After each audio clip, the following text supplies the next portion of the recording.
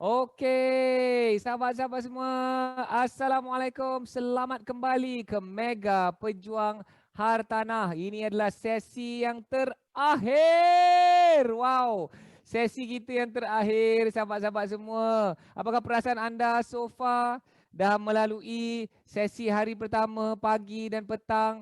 Sesi kedua kita dah selesai dah sesi pagi dan kita nak teruskan juga kepada sesi petang. Saya nak ucapkan tahniah kepada semua yang dah kembali ke pangkal jalan. Ada juga yang tak kembali ke pangkal jalan, betul tak Ikram? Dia dah bertebaran di muka bumi ini dan dia tak jumpa jalan pulang ke Mega Pejuang Hartanah. Program kita hari ini. Okey, selamat. Terima kasih, terima kasih. Hazwan Mansur tak sabar nak belajar. Wow, nak refresh lah Hazwan. Okey, apa khabar semua ni? Dah ada ke dengan kita ni? Okey, kita nak masuk terus kerana Ahyat ada macam-macam lagi nak kongsikan kepada anda. Dan tahniah kepada yang dah bersama dengan kita. Anda pun dah makan, kita pun dah umumkan pemenang. Tahniah kepada Utbah. Ini saya kenal dia, sahabat seperjuangan dalam program BSS. Bukan itu sebabnya dia terpilih. Saya tidak ada kena-mengena dengan pemilihan pemenang. Selagi tim tak rasa bagus, mereka tidak akan pilih anda. Okey, so bagi mereka yang nak ambil gambar, tu, jom kita ambil gambar dulu. Adakah yang nak ambil gambar tu? Adakah yang nak ambil gambar untuk post? Jom ambil selfie. Okey, okey. Ini dia dah. Okey, jom ambil gambar selfie. Okey, alright. Selamat datang ke Mega Pejuang Tanah Merdeka. Tahniah kepada semua. Nak screenshot ke, nak selfie. Dan fikirkan apa yang memberikan impact kepada anda sepanjang program kita ni. Apa yang betul-betul terkesan di hati. Semangat apa yang anda dapat. Anda kena share the feeling. Best ke, tak best ke? Jangan, tak best tu jangan nak share lah. Tapi saya yakin semua rasa enjoy kan, rasa best. Kena ceritakan kelainan, kenapa orang lain pun kena ambil tahu pentingnya, kenapa hartanah itu boleh jadi aset kita, boleh jadi peralatan di ladang akhirat kita. So share dengan kawan-kawan. Manalah tahu sharing kita itu boleh menjadikan juga dakwah kita kepada kawan-kawan yang lain. Dan itulah juga bekalan, sikit-sikit bekalan tambahan untuk kita bertemu Allah nanti. Okey, so tahniah. Terima kasih kepada semua yang sudi untuk screenshot, untuk selfie dan untuk turut serta dalam kontes 3S. Okey, and sebelah petang kita ada Kahoot juga. Alright, so kita dah sampai ke lab terakhir. Belum selekor terakhir ni, lab terakhir. Dan kita nak masuk muka surat 26. Boleh tak saya nak anda step into the program. Type 26. Type 26. Alright. Okay. Okay. Page 26. Dan kalau anda dah masuk muka surat yang betul, sepatutnya anda nampak ini. Anda nampak ini. Okay. Anda nampak ini. Apa ni? Taktik-taktik yang lain-lain ni. Okay. Mari kita tengok. Kita nak masuk terus ya. Boleh ya? Bismillahirrahmanirrahim. So kita masih bercerita tentang master plan. So master plan ni ialah landasan. Landasan ni kita boleh susun gerak-geri kita. Kita boleh susun strategi kita. Kita boleh susun serangan-serangan kita. So seperti ayat sebut, kita kena mulakan dengan menulis ini. Setiap kali kita mulakan dulu dengan menulis ini ya. Menulis tahun-tahun kitaran-kitaran kita. Alright. Dan ada berapa? Ada 8 campur 1 kitaran. Okey. So inilah landasan kita yang asas. Alright. Now, katakan kita pada peringkat awal. Okay, tak apa yang dah terlanjur usia. Tapi just bayangkan kita boleh mengajar orang-orang yang muda di sekeliling kita. Tapi bayangkan kita boleh mula lakukan foundation ni. Kita dah susun foundation ni pada tahun yang betul. Pada kitaran yang betul. Umur 20 sampai 24. Okay. Then, kita dah membeli hartanah yang pertama. Wow. Okay, dah membeli hartanah yang pertama. Okay. Dan, setiap 5 tahun, kita akan beli sebiji rumah. Okay, setiap 5 tahun. Alright. So, setiap 5 tahun. Okay. Dan saya nak anda buat macam ni 25 tahun ni sehingga 25 tahun dia boleh maksimum 35 tahun pembiayaan kan. So 25 tahun tambah 35 is 60. Okey, contoh. 65. Okay. Tapi anak panah ni, okey Naiman. Anak panah ni dia tarik je semua sampai ke 65 macam tu. So ada 5 rumah dan kita buatkan anak panah macam tu. So rumah ini dibeli setiap 5 tahun. Setiap 5 tahun. Ni planning dia Okey, contoh Okey, so rumah apa yang kita beli? So kita nak ambil contoh lah. Katakan kita beli rumah 200,000 at 6% rental yield. That is 12,000 pendapatan sewa setahun. Setahun. Okey, contoh Kita ambil contoh yang rendah ni lah.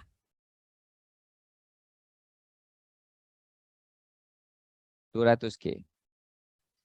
Okey. So apa yang kita nampak? So di sini kita ada rumah 200,000, ada 5 biji rumah.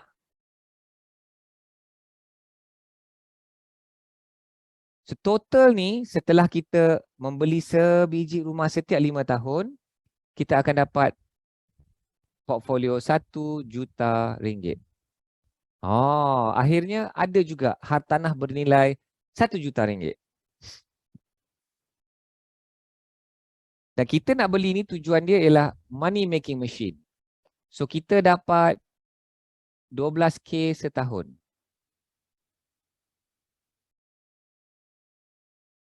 So ada 5 biji rumah. So kita ada pendapatan 60K per annum atau 5K per month. Nampak tak? So inilah yang kita sebutkan sebagai apa yang pakcik PBU tu. Pakcik bandar utama. Yang bezanya ialah dia ada 30 biji. Dia ada 30 biji. Boleh tak kita nak buat master plan macam ni? Just slow and steady. So the last house that we will buy is at 45 years old. Of course, the tenure tu dah pendek lah. But pretty much ada technical dia lagi. Nak kena perincikan lagi. But basically this is the guideline. So bila kita lihat benda ni pun kita rasa tenang. So kalau nak lebih, apa yang kita boleh buat? Kalau nak ending tu ada lebih daripada 5 rumah, apa yang kita kena buat? Kita nak katakan nak 6, 7, 8, 9, 10. Katakan, apa idea yang korang ada? Apa idea yang korang ada? Untuk kita ini dapat 5 je kan? Leverage, okay that's right Imran. Hazwan, tambah income lagi, boleh beli lagi. So, apa yang kita boleh buat ialah setiap cycle ni instead of beli 1, dan setiap cycle ni kita ada beli 2 lah. Faham tak?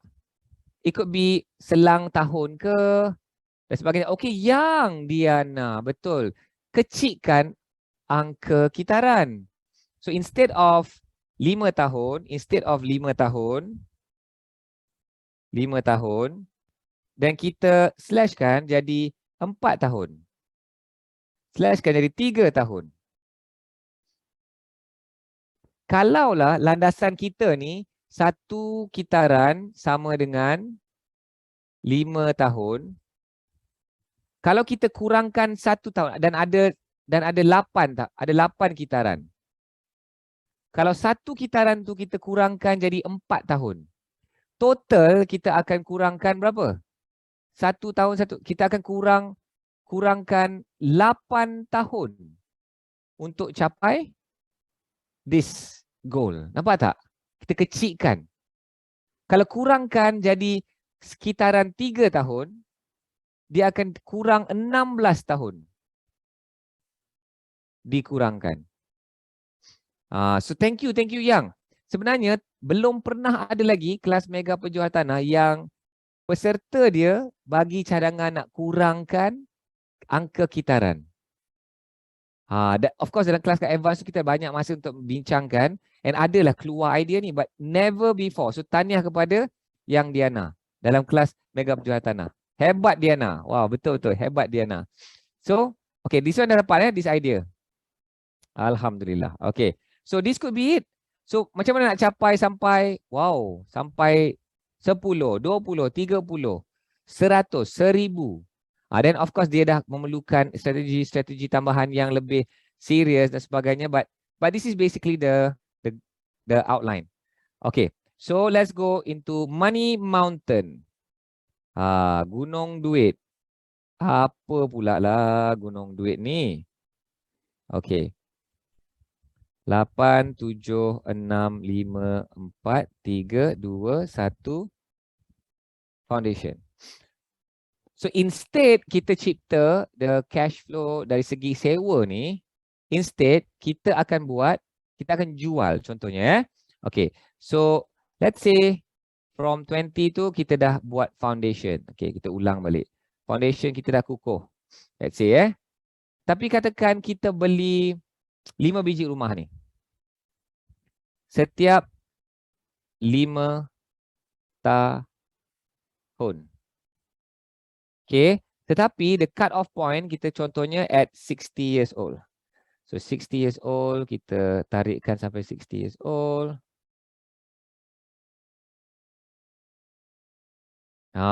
Okay. So sama juga katakan rumah 200k, 200k, 200k.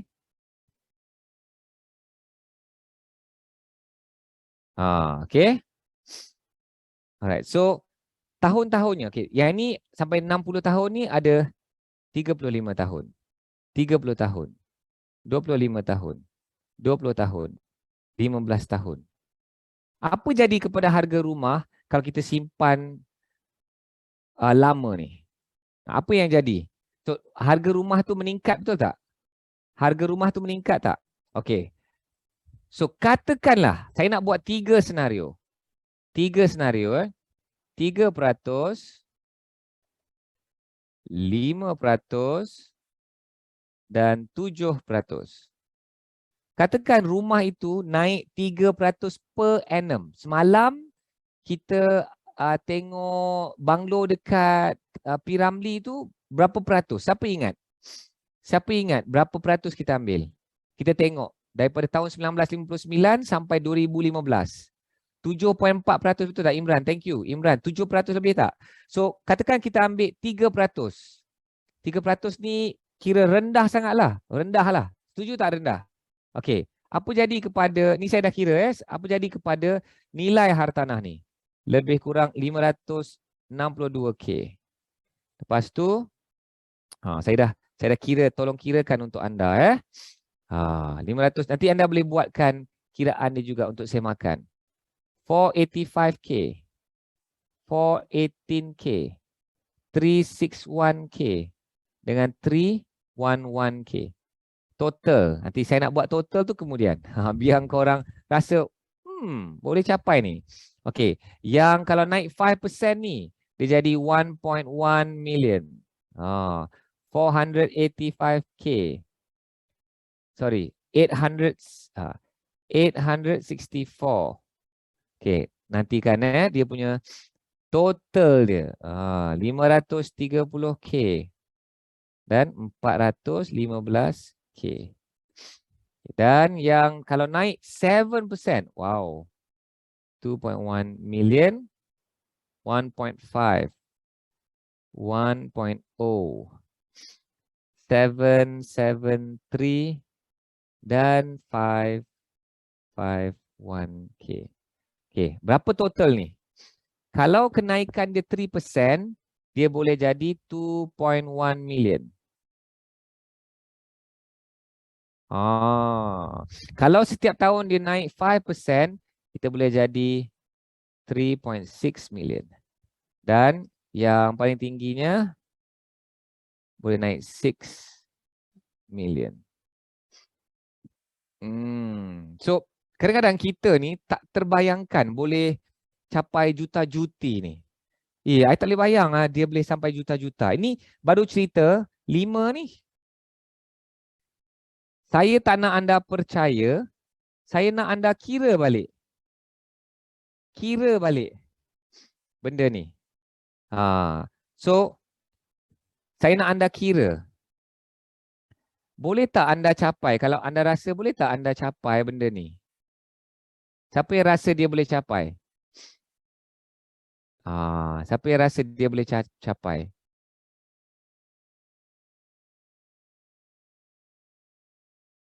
Kan? Okey, macam mana anda nak kira? Okey, boleh tak tunjukkan skrin? Okey. So kalau anda lihat, ingat tak semalam yang saya tunjuk financial calculators ni? So anda pergi kepada compound interest calculator. So rumah 200,000. Okey, dan period dia ialah katakan yang ni 420 bulan. 420 bulan. Dan 3%. Okey. Compounding. Kita tekan calculate. Nampak tak calculate? Kalau ada yang nampak coklat tu bahaya. Mungkin tim saya nampak coklat. Coklat saya bawa dari Mekah.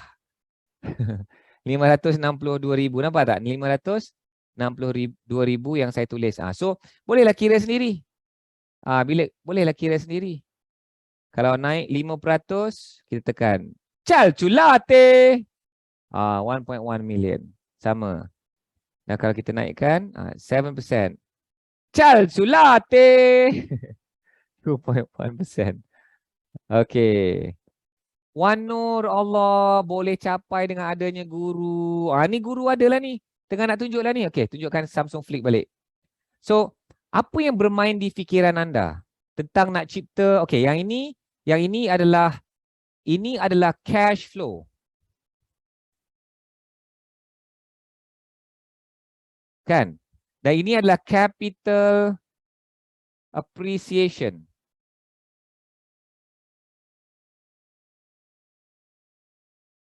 Apa yang bermain di fikiran anda sekarang?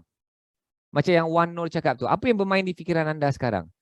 What are you thinking about right now? Oh, ini rupanya master plan. So what is playing in your mind right now? Apa yang anda rasa? Saya nak tengok berapa komen-komen anda. Apa yang anda rasai? Apa yang anda rasakan sekarang? Is it achievable? Boleh tak kita susun master plan kita? Selama ini, thank you Imran, ada dapat clarity. Selama ini rasa macam tak terbayang macam mana juta-juta ni. Oh, Ahyat dah susun ni. Okey, nampak. Rohaya cakap better. Nur Fatin cakap tengah pilih nak taktik yang mana, betul? Udbah, boleh capai kalau dah jelas master plan dan strategi patut pakai. Yang itu patutnya posting. Okey, macam ni, sahabat-sahabat semua.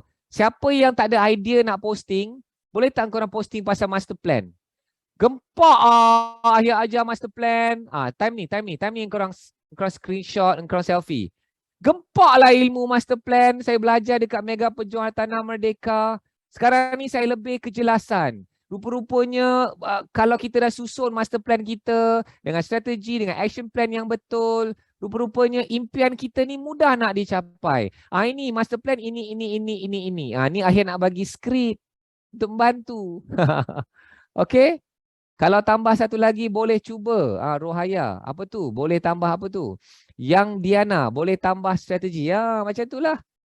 Okay, so happy tak? The final puzzle piece. Begitu. Nur Amalina. Begitu. Okay. So this is good. Can I move on? Yay. Alright. Okay. Siapa happy belajar ilmu master plan ni? Rasa macam Lah, itu je pun yang Hayat duk cerita. Yang Diana. Happy. Thank you so much, cikgu. Alhamdulillah. Mak saya dulu jadi cikgu 8 tahun. Lepas tu dia kerja jadi penjawat awam lah dekat Kementerian Pendidikan. So saya ni bila orang panggil saya cikgu, saya rasa happy. Alhamdulillah. Saya tak dapat jadi cikgu. Macam atuk saya cikgu, mak saya cikgu. So saya pun nak jadi cikgu. Okay. So now, strategi kita dah ada. Master plan kita dah nampak. Sekarang ni, saya nak anda skip. Yang ni saya save until the last. Kenapa saya nak save nombor 29 ni to the last? Ada satu message yang sangat-sangat mantap. Okay. Now, kita nak pergi muka surat 30. Muka surat 30. Rohaya, awaklah lambat jumpa Ahyat. Okay, macam ni. Ahyat nak pesan. Ada orang rasa, alah menyesalnya tak jumpa Ahyat lebih awal. Macam ni. Ni Ahyat punya pesanan. Ahyat berpendapat, inilah, okay, of course benda ni takdir Allah, betul? Dan what if Allah memang tak nak kita terlibat dalam dunia hartanah sebelum ni? Lihat dari sudut pandangan itu. Kenapa Allah tak nak kita terlibat dalam dunia hartanah sebelum ini? Baru sahaja terbuka hati. Manalah tahu Allah sedang dia hijabkan hartanah tu kerana tak nak kita thank you, tersalah pilih rumah, terbuat kesilapan yang besar, terperangkap, terjerat. Sebenarnya ada satu event besar dia cakap sama benda yang sama. Allah, kalau Allah saya jumpa, tu saya komen benda tu dan dia cakap, yelah betul lah Syahid. Manalah tahu kalau saya dah kenal awal, dah tahu hartanah awal, tengok-tengok tersilap langkah. So benda tu pun boleh berlaku juga. Tapi Ahyat faham maksud anda. Kalaulah, bayangkan, tak boleh cakap kalau bayangkan ilmu ni kita dah dapat awal masa muda-mudi. Ilmu master plan, ilmu kitaran hidup yang semalam, ilmu kitaran hidup ni, dapat dua ni, ajar kepada anak buah anda. Saya halalkan ilmu ini, silakan ajar orang-orang di sekeliling anda. Tak ada rugi 1 sen pun saya. Please, kalau ada anak-anak, ajar mereka. Kalau anda ada anak buah ke, rakan sekerja ke, ni mes ini. Engkau bawa satu getah kosong, pen, mes ni aku nak tunjuk. Okey, engkau lukis bulat, buat tengah. Okey, engkau kat mana? Ni. Okey, silakan. Semua ini pun milik Allah Subhanahu Wa Taala. Okey. Alright, tuan-tuan dan puan. Dah ada master plan. Sekarang ni nak membeli hartanah. So sebelum kita nak bercerita tentang entry hartanah yang lepas-lepas ni kan, kita ada entry hartanah, exit hartanah, teropong hartanah. Ini dah mula sniper lah ni. Sebelum itu saya nak semua orang faham dulu tertib hartanah. Ini ilmu tertib hartanah. Saya boleh janjilah tak ada orang akan ajar tertib hartanah ni macam saya. Okey, serius. Okey. Tertib hartanah ni, bayangkan kita dah ada master plan, kita nak membeli hartanah. So just nak aware dulu, what is the process of buying a house? Bagi mereka yang belum pernah beli. Bagi mereka yang dah membeli, Ahyat nak cadangkan untuk kita just recharge balik and fikir balik, oh yeah, this is what goes through and these are some of the things that I have to look out for. Because dalam ni, Ahyat akan cerita tentang perangkap. Saya nak cerita tentang perangkap, boleh? Okay, cerita pasal perangkap. Okay. Okay, betul kan ni? Okay. Alright. So, tertib hartanah ni, nampak tak dua line yang tebal ni, yang putus-putus ni, dia nak membahagikan 3 bahagian. 1, 2, 3. So, ini adalah bahagian pertama sebelum, dah tahulah tu. Kalau ini sebelum, saya dah tahu dah. Yang nombor 2 ni apa? Semasa. Dan nombor 3,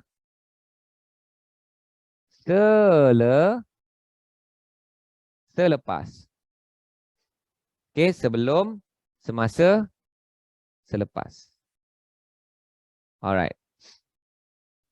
So, mari kita cerita tentang selepas.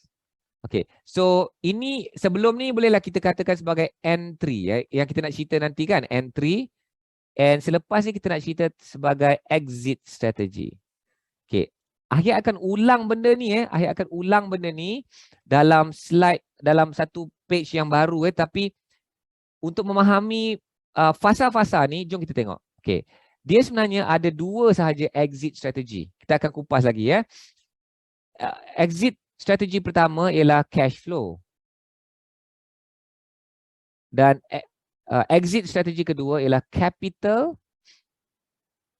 appreciation. Okay. Capital appreciation. Boleh nampak. Okay, cun.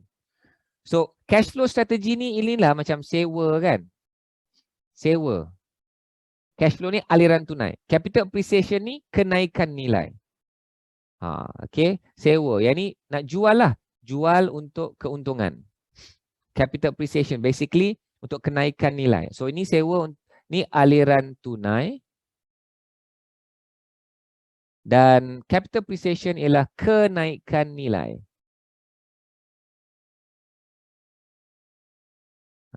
Okay. Itulah dua strateginya. Okay. So, ramai orang akan fokus kepada exit strategi. Ramai orang akan, dia akan sibuk kepada apa yang dia orang nak buat dengan hartanah tu kan. So, kita kena tengok pula apa yang kita kena buat sebelum. Kita kena tengok apa yang kita kena buat sebelum. So, apakah perkara-perkara yang kita kena buat sebelum? Okay, apa perkara-perkara yang kita kena buat sebelum? So, dia ada dua perkara.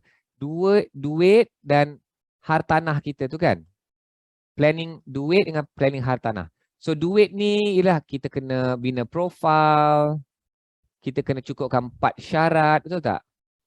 Kita kena ada, especially peti perang. Kena cukupkanlah semua tu. Supaya kita dapat membeli rumah kan. Hartanah tu apa pula?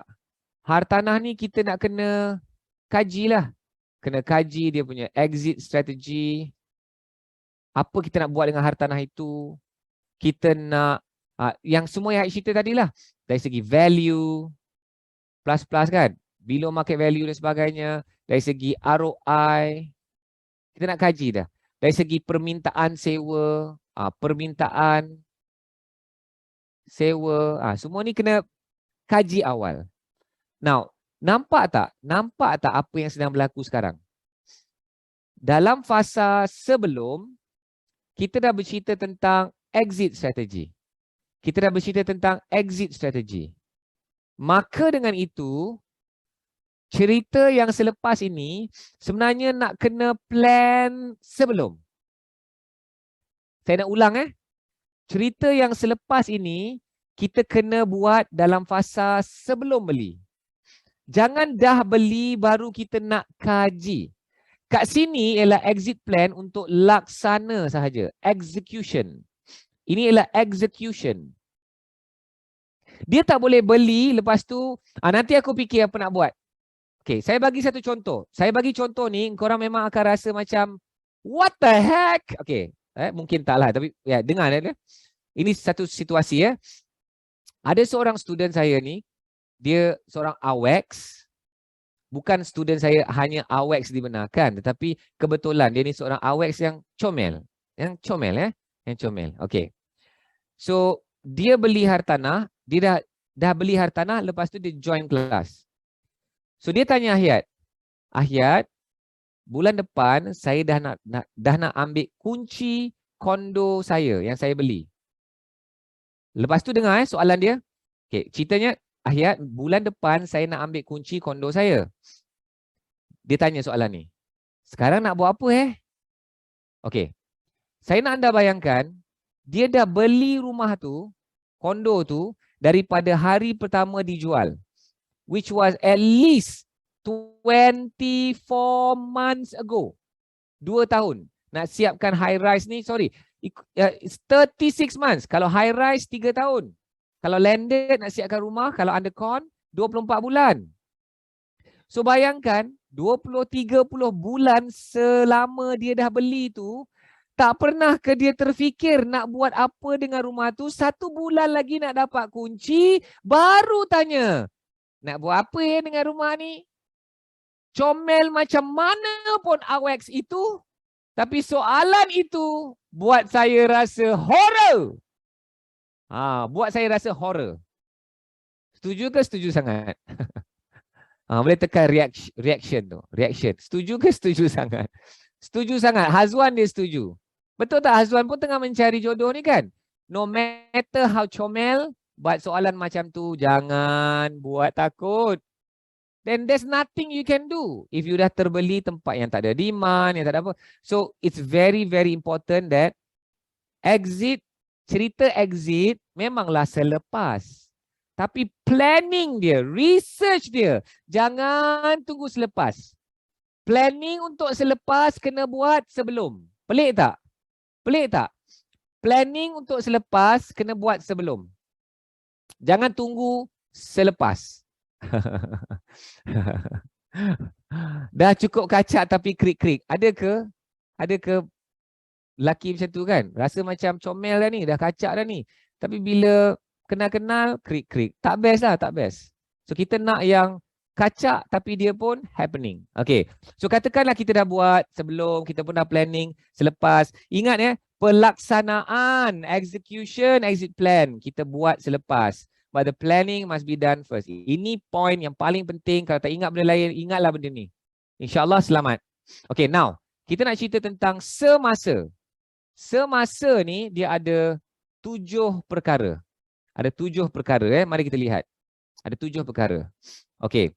So, yang pertama. Okay, 2, 3, 4, 5, 6, 7. Masa nak beli rumah ni selalunya kita akan buat apa dulu? So selalunya kita akan bayar booking. Betul tak? Subsale ke, yalah, lelong pun kita adalah dia punya the apa tu, dia panggil apa nama dia, subhanallah. Kena prepare dulu duit tu kan? Okey. Apa nama dia tu? Deposit dan sebagainya. Okey. So booking untuk undercon ke subsale ke. Kita bayar booking lah dulu. 2% ke 3% ke kan? Alright. Kita bayar booking dulu. Selepas booking apa selalu kita buat? Selepas booking apa selalu kita buat? Selepas booking apa selalu kita buat? Kalau kita beli rumah, apa yang berlaku selepas booking?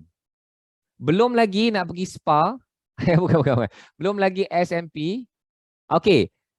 Alright. Sebelum lawyer sebenarnya kita akan apply loan dulu, betul? Fazlina. Kita akan buat financing dulu.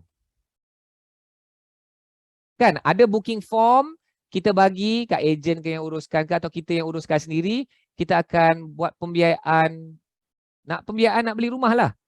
And then pretty much at the same time dia urusan peguam. Okay, kadang-kadang bila kita beli ni, pembeli, kita tak aware benda ni berlaku. Kenapa? Kerana pemaju yang uruskan atau kenapa? Kerana ejen yang uruskan. Nothing wrong with that. Cumanya kita kena mindful dan aware benda tu sedang berlaku. Itu je yang pesanan ayat. Ejen nak bantu uruskan. Selamat dah kita. Urusan-urusan yang remeh-remeh ni, ejen dah dapat bantu kita. Terima kasih kepada ejen. Okay. Cuma kita kena aware benda ni sedang berlaku. Ya. Okay. Setelah dah ada buat ni, setelah peguam, nanti lepas tu semua ni dah settle, saya nak letakkan step seterusnya yang disebutkan oleh siapa tadi, ialah ini SNP. Bukan nak pergi spa tu. SNP agreement. Okay. Selepas dah settle SNP, nanti anda akan faham kenapa ada line ni. Selepas dah settle SNP, yang ni lah urusan-urusan belakang tabir. Kita tak tahu apa yang sedang berlaku. Dan saya tak nak tulis pun. Kalau nak tahu betul-betul, ya peguam yang tahu. Maknanya ini adalah compliance, ini adalah statutory, ini adalah urusan-urusan pejabat tanah lah, lawyer lah, ni dokumen lah, dengan bank lah, macam-macam lah. Ni urusan-urusan admin lah, kalau nak tulis admin lah, admin nak closure lah ni, nak kasih settle ni. Completion untuk semua kerja-kerja untuk completion perubahan pertukaran nama ni. Okey. Okey, sudah selepas itu nanti saya akan cerita pasal duit pula Selepas itu step nombor 6 ni kita akan berlaku apa? Ada disbursement. Disbursement. Maknanya bank kita akan membayar, disbursekan duit kepada bank penjual. Sekiranya dia ada hutang lagi dengan bank, atau and then the balance tu pergi ke lawyer, atau dia terus pergi ke lawyer si penjual. Kalau ada lah lawyer, penjual ada lawyer. Selalunya siapa yang ada lawyer? Pembeli lah ada lawyer kan? Dalam urusan subsale dan sebagainya. Okey. Dan lepas disbursement itu, barulah jadi VP. VP ni apa? Vacant possession. Vacant possession ni apa? Ambil kunci lah. Barulah berlaku kan? Barulah berlaku. Bagi kunci. Okey. So, mari kita lihat. Masa persiapan duit. Persiapan duit okey. Betul-betul. Semua ada kos. Persiapan duit. Kat mana persiapan duit ni? 1, 2, 3, 4, 5, 6, 7. Kat mana ada persiapan duit? Yang duit kena keluar. Duit kena keluar. Kat mana duit kena keluar? Nombor 1. Okey. So dia basically 3% tapi dia jadi 3 plus lah persen kan. And then the balance tu is the mesti bayar 3.18% contohnya. And then kat sini the balance is 6.82%. So kalau nak nampak cantik, dia sebenarnya macam ni lah. Of course dia ada dia punya detail kan. Okay, sini 3%, ni 7%. Nak nampak bulat. Okay, so 3% kena settle kat sini, 7% kat sini. Maknanya total 10%. Dan yang selebihnya kasih settle. Selebihnya nak dapat kunci, kenalah habis bayar. Okay. So dah settle kan? So berapakah tempoh yang diambil? Berapakah tempoh yang diambil? Daripada booking ke SMP ke berapakah tempoh yang biasanya diambil? Okay, so sekarang ni dulu ni booking sampai ke SMP ni sekarang ni sebelum pandemik biasanya berapa? 14 ke 21 hari. Tapi sekarang ni dah kena minta lebih. Kena minta lebih kerana pandemik dengan urusan-urusan ni. Sekarang ni boleh deal, kita boleh bincang. Ni sebelum pandemik.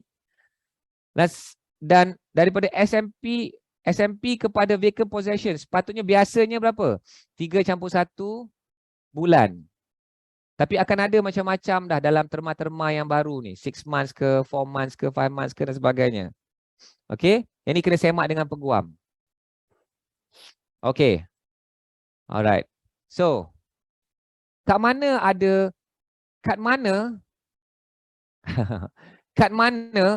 dokumen-dokumen penting? Kat mana ada dokumen-dokumen penting? Kat mana ada dokumen-dokumen penting? Kat sini. Sini ada booking form. Saya belajar daripada Datuk Nazri. Booking form ni saja ada 1001 macam jenis. Offer to purchase lah, booking form lah, apa-apalah nama dia. Kita pun tak tahu. Dan tidak ada standard. Tak apa, saya tulis dia dulu. Nanti saya akan cerita tentang perangkap-perangkap dia. Okay. Booking form. Apa dokumen-dokumen lain yang penting? Ni letter offer. Letter offer. Yang kita kena jaga. Yang lain-lain tu tak payah nak tahu sangat. Tapi yang ini dia wajib kena tahu. Of course, the SMP lah. The SMP lah. The Sales and Purchase Agreement. Ada lagi tak? Ada lagi tak? Of course, Tenancy Agreement. Tenancy Agreement. Kalau kita main sewa. So ini je. 1, 2, 3. Yang 4 dokumen ni just kita nak ambil tahu dan kenal dan tahu klausa-klausa dia dan sebagainya. Apa tu? Booking for MOS tu apa? Booking form. Okay. MOT ni dia urusan-urusan peguam. Peguam dia kira bila kita dah settlekan semua ni, MOT ni semua kat sini lah. Yang selepas this line. Itu dah berlaku lah tu. Itu dah Kalau betul-betul nak tahu proses hartanah ni, nak kena ambil kursus jadi lawyer. Tapi sekarang ni Ahyat nak ceritakan bagaimana kita just nak tahu as an investor, just tahu roughly. The detail tu banyak lagi detail. Syafinas tanya, kalau plan untuk sublet, ni adalah dia kira macam all this sublet kat sini lah. Itu benda kan exit plan kan. Okey, Muhammad Syarudin, saya dah beli satu duplex, saya dah bayar 2% daripada harga, baru lagi sampai 14 hari, owner macam ada pembeli baru sebab ada tawaran tinggi. Jadi dia suruh saya settle baki dalam masa 14. Oi. Bank settle, bank pun ambil masa. Macam mana adakah akan disburse duit 2% saya tu? Oh, okey. Kat sini ramai orang akan hilang duit. Dekat sini. Tempat-tempat yang kita keluar duit ni. Okay.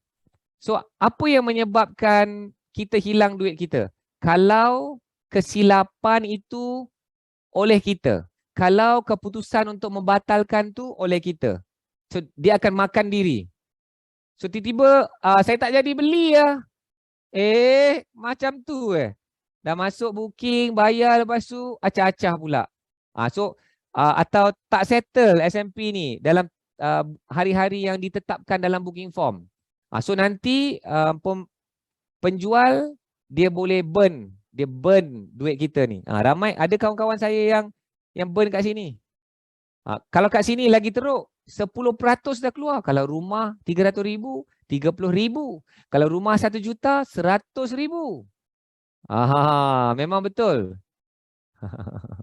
So, Syafina cakap yang betul.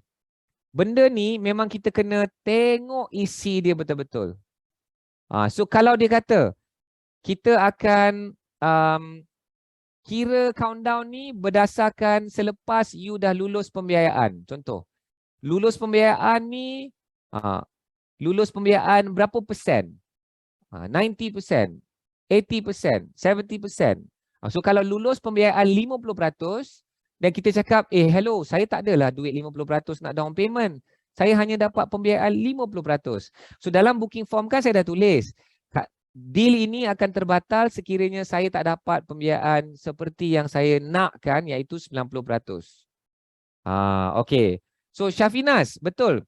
Yang days ni pun kena hati-hati. Adakah dia working days? Adakah dia calendar days? Kalau kita menjual hartanah, kita nak working atau calendar? Kalau kita menjual hartanah, kita nak working ke kita nak calendar? Betul. Kita nak calendar lah kerana dia lagi cepat. Dia termasuk Sabtu Ahad. Semua masuk. Kita nak jual, kita nak tempoh tu lagi pendek. Supaya kita lebih cepat dah closure, completion, kita cepat dapat duit. Dan bila lagi cepat, ada kemungkinan yang pembeli ni dia akan tersilap. So, kalau kita pembeli, kita nak working days ke calendar days? So, benda ni kena dijelaskan. Contohnya, selalunya perbualan macam ni.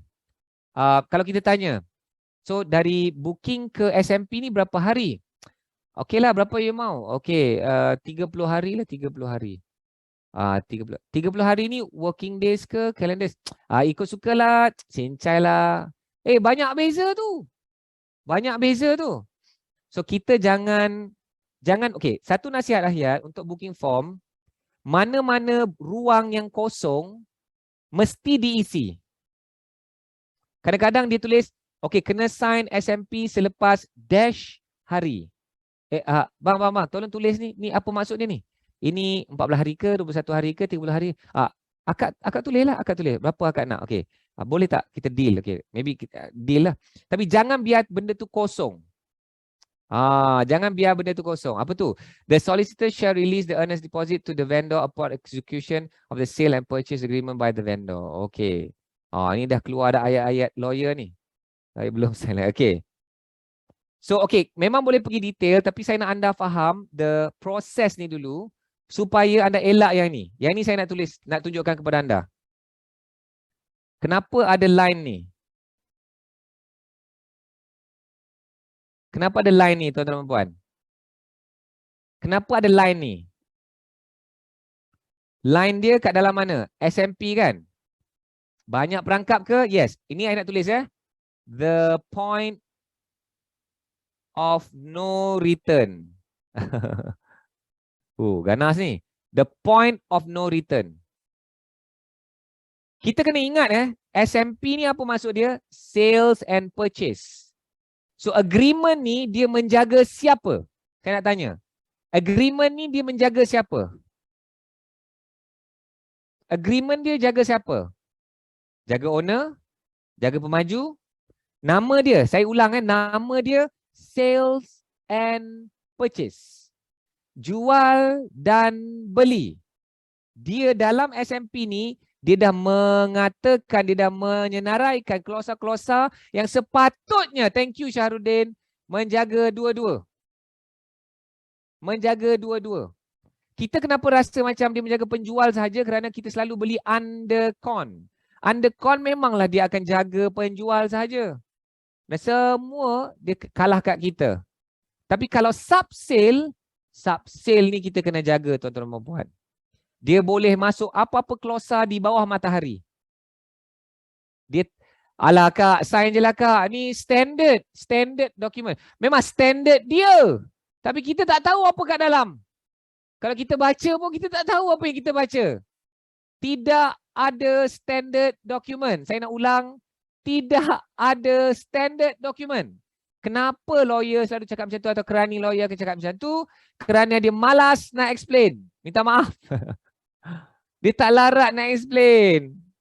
Allah, dah hari-hari tanya benda yang sama. Kau pergilah seminar mana-mana belajar. Aku ni bukan pusat latihan nak mengajar kau. Tapi pesanan saya, minta untuk diterangkan. Kak, apa maksud ni? Kak, apa maksud ni? Abang, apa ni? Cik, apa ni? Kita ada hak untuk bertanya. Be an annoying buyer. Kita tak tahu, kita tak faham. Saya sampai hari ni pun saya akan baca dan saya akan tanya kalau saya tak faham. Dan selepas 19 tahun. Because this one bukan ilmu saya ni dah ilmu undang-undang. Bukan ada pada saya. Ni ada ilmu pada peguam. Cuma akhirnya nak sharekan the flow ni supaya anda tak tersilap buat. Okay. Nak tahu tak kenapa point of no return? Kenapa penting sangat? Kerana kat sini dah settle berapa? Total dah settle 10%, betul tak? Ini kisah benar tuan-tuan dan puan. Nak tak dengar kisah horror? Nak tak dengar kisah horror? Okay, ada seorang sahabat saya ni, dia nak beli shop lot. Dia nak beli shop lot, nilai dia about 2 million lebih. 2 million lebih. Ke 3 juta, but 2 million lebih lah. So apa jadi kat sini? Dia dah bayar booking form. Lepas tu dia call banker. Dan banker ni adalah banker yang sama yang bantu dia dapat pembiayaan untuk rumah dia. So dia dah yakin dengan banker ni, dah ada pengalaman dan dia tahu cara bekerja mamak ni or whatever, the bank. So dia just call. Ni nak bagi tahu ni, akak nak beli shop lot pula sekarang ni. So dia cerita, okay sekarang bisnes akak macam ni, shop lot ni macam ni. Lepas tu banker tu cakap, okay ni, boleh lepas ni, boleh lepas. Okay, dengar, boleh lepas So dia submit lah dokumen dan sebagainya. So dengan excitednya, dia uruskan dengan banker dan terus sign SMP. Sign SMP kena bayar 10%. Masa tu lebih lah sikit kan, 10%. Okay, katakan 200, berapa ratus ribu dia dah bayar. Tengok-tengok, banker dia call, banker cakap, kak, kita ada problem lah kak. Pembiayaan akak ni, loan akak ni tak lepas. Boleh tak anda bayangkan, momen tu you dah bayar dah. Ya, you dah bayar dah, duit beratus-ratus ribu, and then loan tak lepas. So minta tolong sahabat-sahabat semua. Apa jadi kepada kes tu? Lepas tu dia jumpa saya, kita dah bawa tim, kita dah bawa peguam untuk bantu dia. Semua teknik-teknik hitam, teknik-teknik putih, semua sudah keluar. Ilmu hitam, ilmu putih semua keluar. tak dapat nak rescue keadaan itu dan burn lah duit beratus-ratus ribu tu. If I remember correctly, 300,000. 300,000 tu hangus. So tertib hartanah ni bunyi macam simple, tapi dia melibatkan perangkap yang besar. Just make sure, especially the top 4 ni, just make sure jangan melangkau. Don't skip any process. Booking, kasih tenang. Apply pembiayaan, kasih tenang. Okay, peguam ni concurrently, SMP ni tenang-tenang. Jangan kalut, jangan gelojoh. Kita bukan sahaja LO dah keluar, tapi kita dah receive and sign. Maknanya kita dah sign dah letter offer. Baru confirm, barulah sign. Because betul tu yang Diana, sebab duit bukan sikit-sikit. Macam itulah kisahnya. So ada banyak lagi kisah-kisah horror, tetapi dah nampak tak lebih kurang flow ni. Okay, flow ni tak payah nak risau sangat. Cuma I want you to be aware of tempat yang kena keluar duit. Tempat kena keluar duit kan. Tempat yang ada dokumen-dokumen penting. So kita just nak biasakan diri. Kita tak perlu jadi peguam. Kita tak perlu ambil degree peguam. Degree undang-undang. Tapi kita just nak tahu what is going on sebelum, semasa dan selepas. Is that okay? Is that okay? Cool? Alright. Okay. Nice. Alright. So kita dah tahu dah tertib hartanah. So sekarang ni kita nak masuk topik favorite ayat. Topik favorite ayat ialah 5 steps labur aset. 5 steps labur aset. Okay. Boleh tak anda type 5? Maksudnya anda dah masuk ke 5 steps labur aset. Thank you Baha. Thank you semua. Okay. 5 step. Now, kita dah tahu dah apa master plan kita. Kita dah tahu dah apa yang akan berlaku fasa sebelum, semasa, selepas. Now, kita nak membeli hartanah. Yeay. Okay. Siapa yang nak membeli hartanah, tekan reaction. Tekan apa-apa reaction. Kita nak beli hartanah. Bayangkan tuan-tuan dan puan, Mega Pejuang Hartanah Merdeka, 2 hari, sebelah petang baru nak cerita pasal membeli hartanah. Ya Allah, jauhnya. Wow, I love that. I love that. Oh, love banyak tu. Tekan banyak lagi reaction. Tekan banyak lagi reaction. Team screenshot. Tekan banyak lagi reaction. Wow. Okay. Alright. Okay. Thank you. Alhamdulillah. Okay. Lepas sesi pagi, hari pertama sesi pagi, hari pertama sesi petang, hari kedua sesi pagi, hari kedua sesi petang ni, selepas lebih kurang 50 minit, baru kita nak masuk cerita nak membeli rumah. Bayangkan sebenarnya foundation ilmu-ilmu dasar itu sangat-sangat penting sebelum persiapan nak membeli rumah. Boleh je siapa-siapa ajar, okey jom macam mana nak beli rumah, nak pilih rumah yang terbaik. Ini slide pertama. Bayangkan ayat tak bawa anda mengembara tentang apa itu kaya, tentang perjuangan, ladang akhirat, tentang kewangan, tentang flow, tentang mindset. Bayangkan ayat tak lalui bawa anda mengembara begitu. Dan terus tarik anda, jom! Macam ni nak beli rumah. Bayangkan rapuhnya seorang pelabur hartanah itu. Kalau tidak ada pengisian yang sebelum-sebelum itu. Setuju ke setuju sangat? Setuju tak? Setuju kan? Kalau tak ada pengisian daripada hari pertama pagi, hari pertama petang dan pagi tadi, tak ada langsung pengisian itu, dia jadi kosong, dia jadi tidak ada hala tuju. Kat situlah susah ayah nak explain. Orang yang dah belajar dengan ayat saja yang betul-betul faham. Jadi pembeli hartanah yang rakus. Nanti muka macam rainbow. Bukan rainbow lah, Rambo. Okay. Alright, tuan-tuan dan puan. Nak beli rumah atau ni bukan nak beli rumah, ni labur aset. Bahasa yang ayah pilih ni tepat. 5 steps labur aset. Kita bukan nak labur hartanah. Kerana hartanah ni boleh bersikap seperti aset dan boleh bersikap seperti raksasa penyedot duit. Ambil gambar sekarang. Okey, semua orang kena buat muka raksasa. Di mana sahaja anda berada, kalau ada isteri, kalau ada suami, kalau ada anak-anak, buat je muka raksasa. Please. Please lah, petang-petang ni dah nak habis dah ni. Please, buat muka raksasa. Orang kat studio pun. Yang kat dalam studio tu, buat muka raksasa. 3, 2, 1. Raksasa penyedot duit. Alah, comel punya raksasa. Ni ada dua raksasa comel ni dalam studio ni. Okey, barulah fun. Oh, ada juga emoji raksasa. Okey. Liability ni maksudnya raksasa penyedot duit. So kita tak nak beli hartanah. Kita nak beli aset. Kita nak bukan nak beli, kita nak labur. We want to invest in an asset which is a property. Yes, but saya nak anda faham kenapa saya pilih perkataan-perkataan ni. That's why when you look at this workbook ni nampak macam innocent. Tapi there's a lot of thinking untuk jadikan workbook ni bukan benda yang boleh copy paste. Tidak, dia sangat-sangat deep.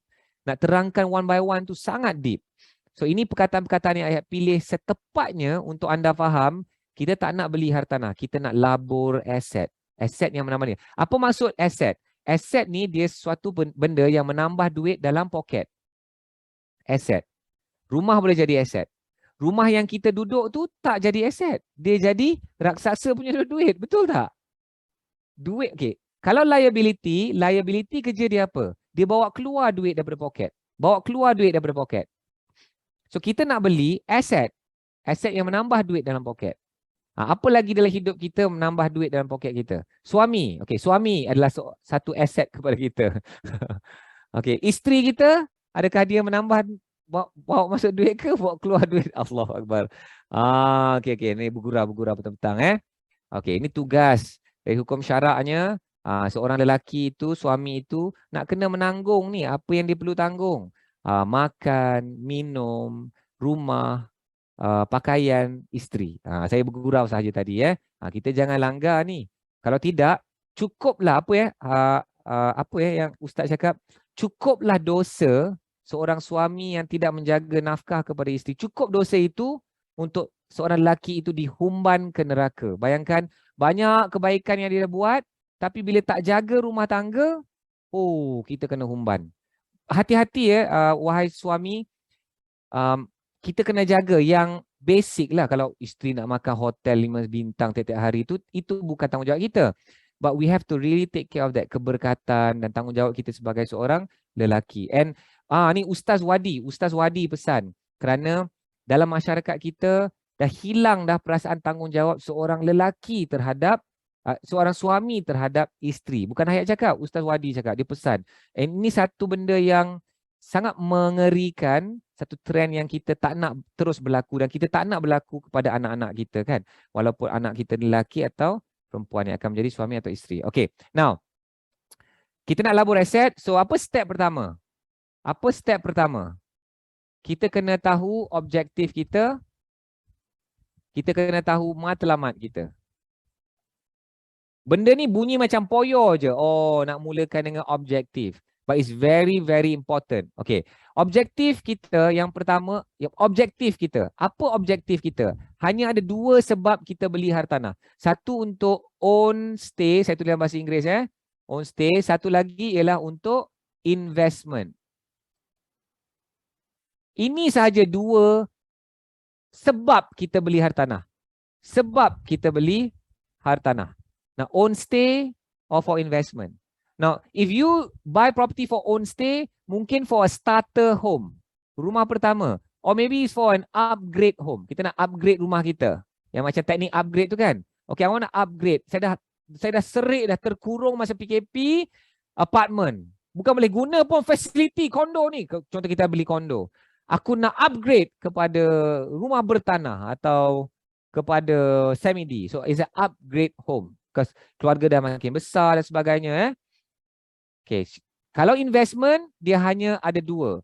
The cash flow atau capital appreciation.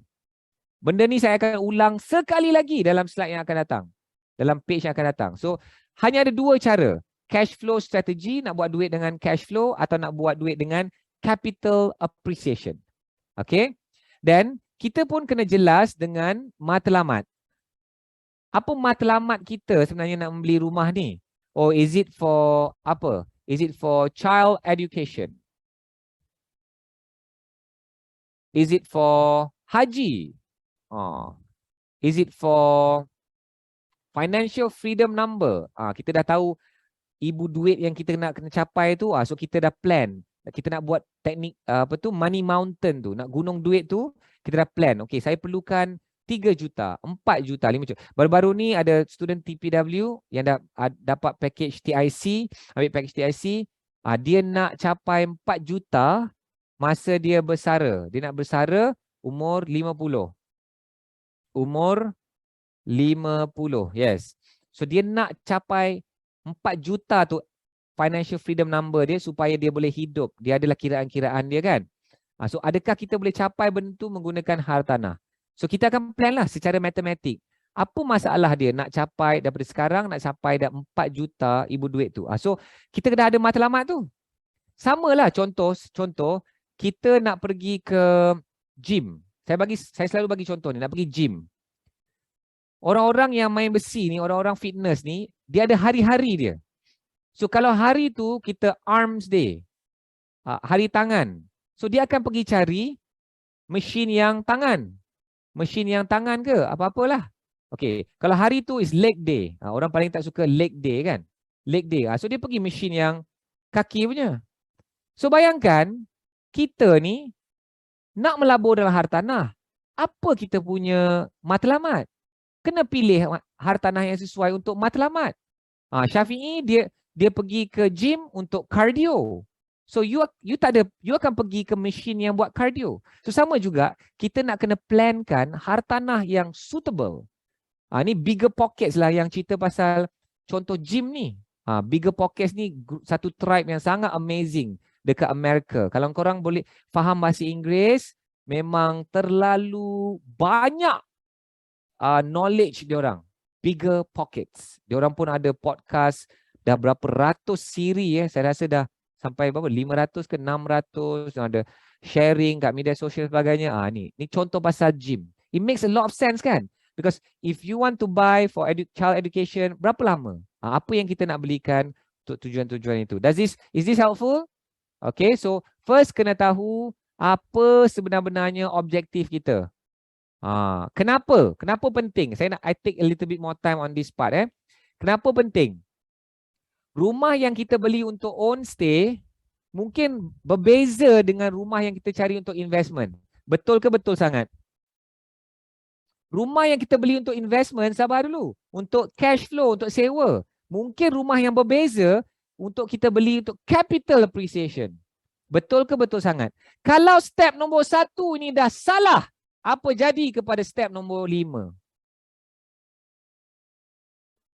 Nombor 1 pun kau dah fail. Dah gagal. Mana nak dapat rumah yang betul? Saya pernah kena. Masa saya sharing dekat social media, ramai orang tak tahu apa yang dia nak beli. Ni masa saya mengajar dalam bahasa Inggeris. Ada mamat ni dia jawab, "You are so lame." Dalam bahasa Melayu, kau ni poyo lah ajar benda-benda bodoh macam ni. Dia cakap, "You are so lame lah. This is so stupid." Dia kutuk saya kau. Saya rasa macam, ya Allah, orang macam kau lah nanti tak settlekan nombor 1 ni, nanti kau dapat hartanah sampah.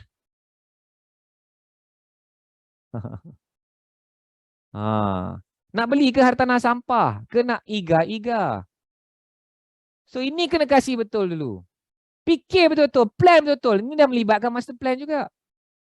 Bukan marah, sayang. Tapi sampai hari ni, luka yang mamat cakap saya ni poyo, geram.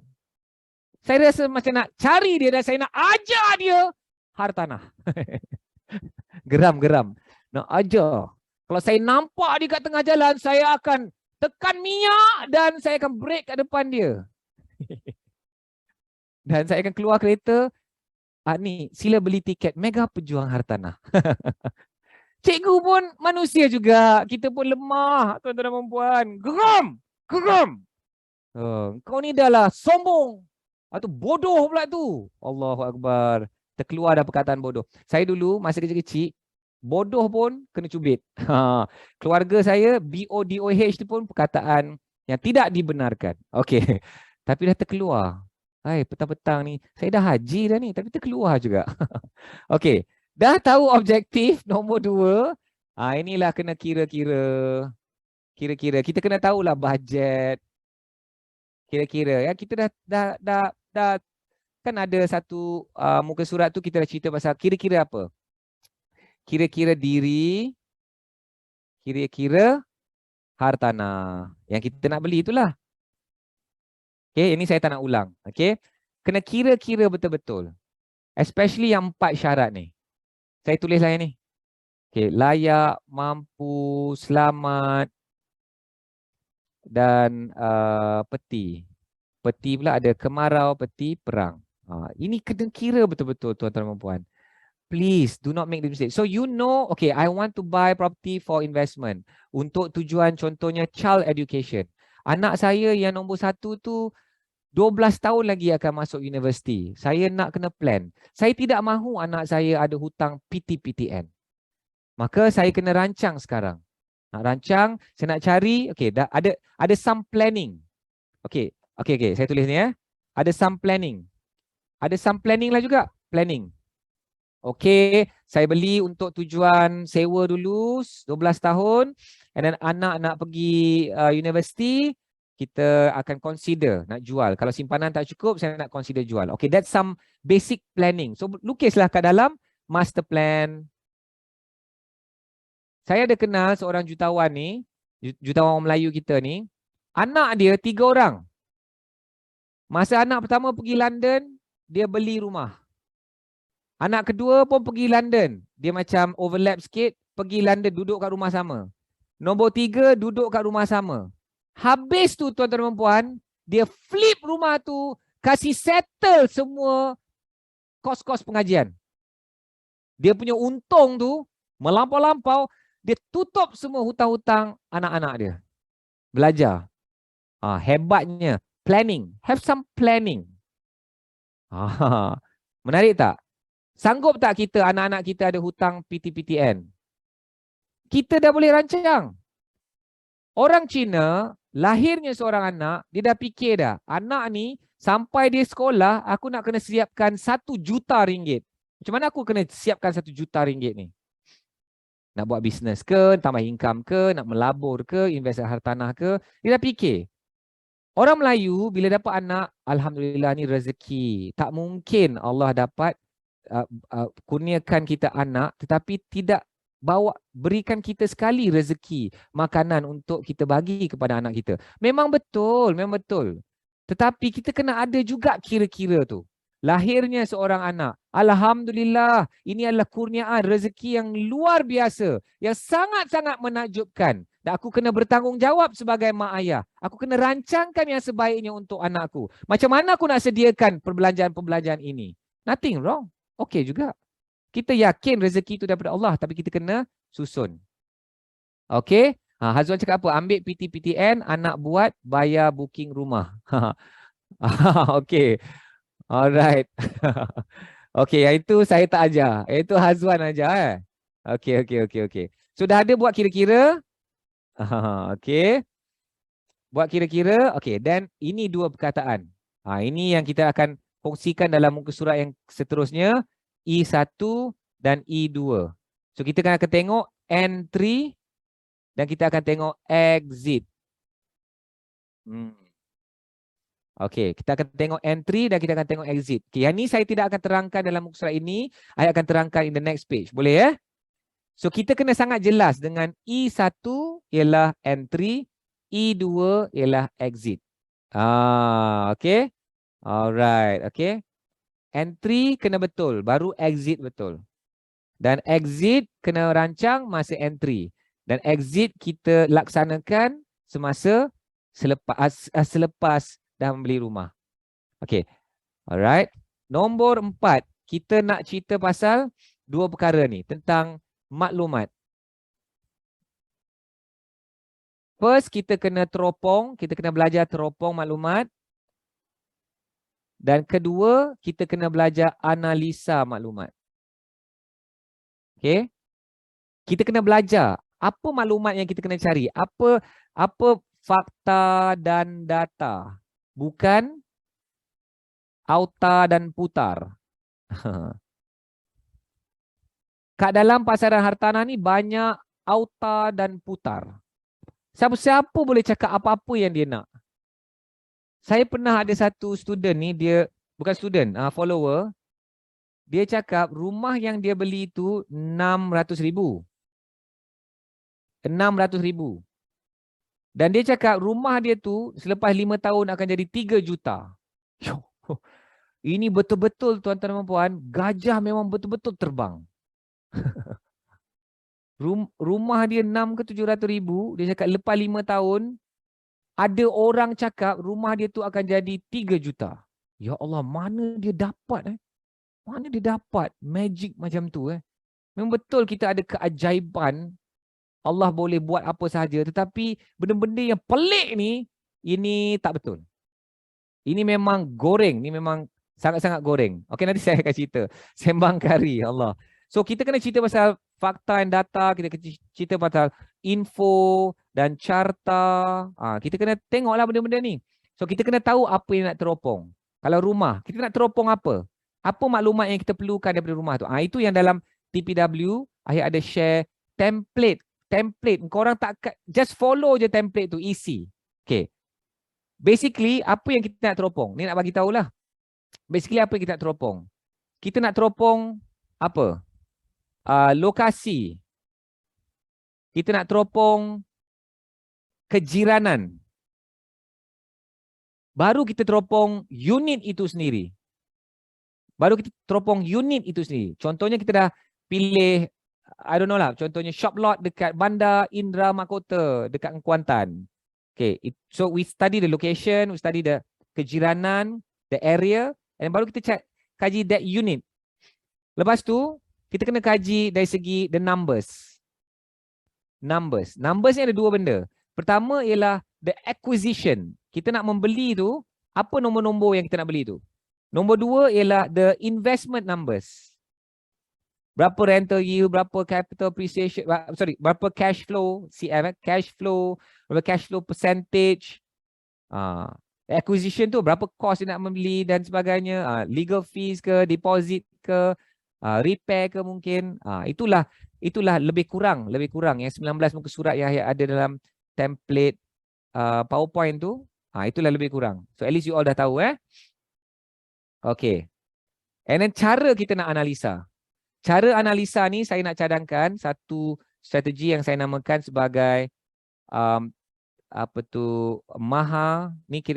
Maharaja Teknik.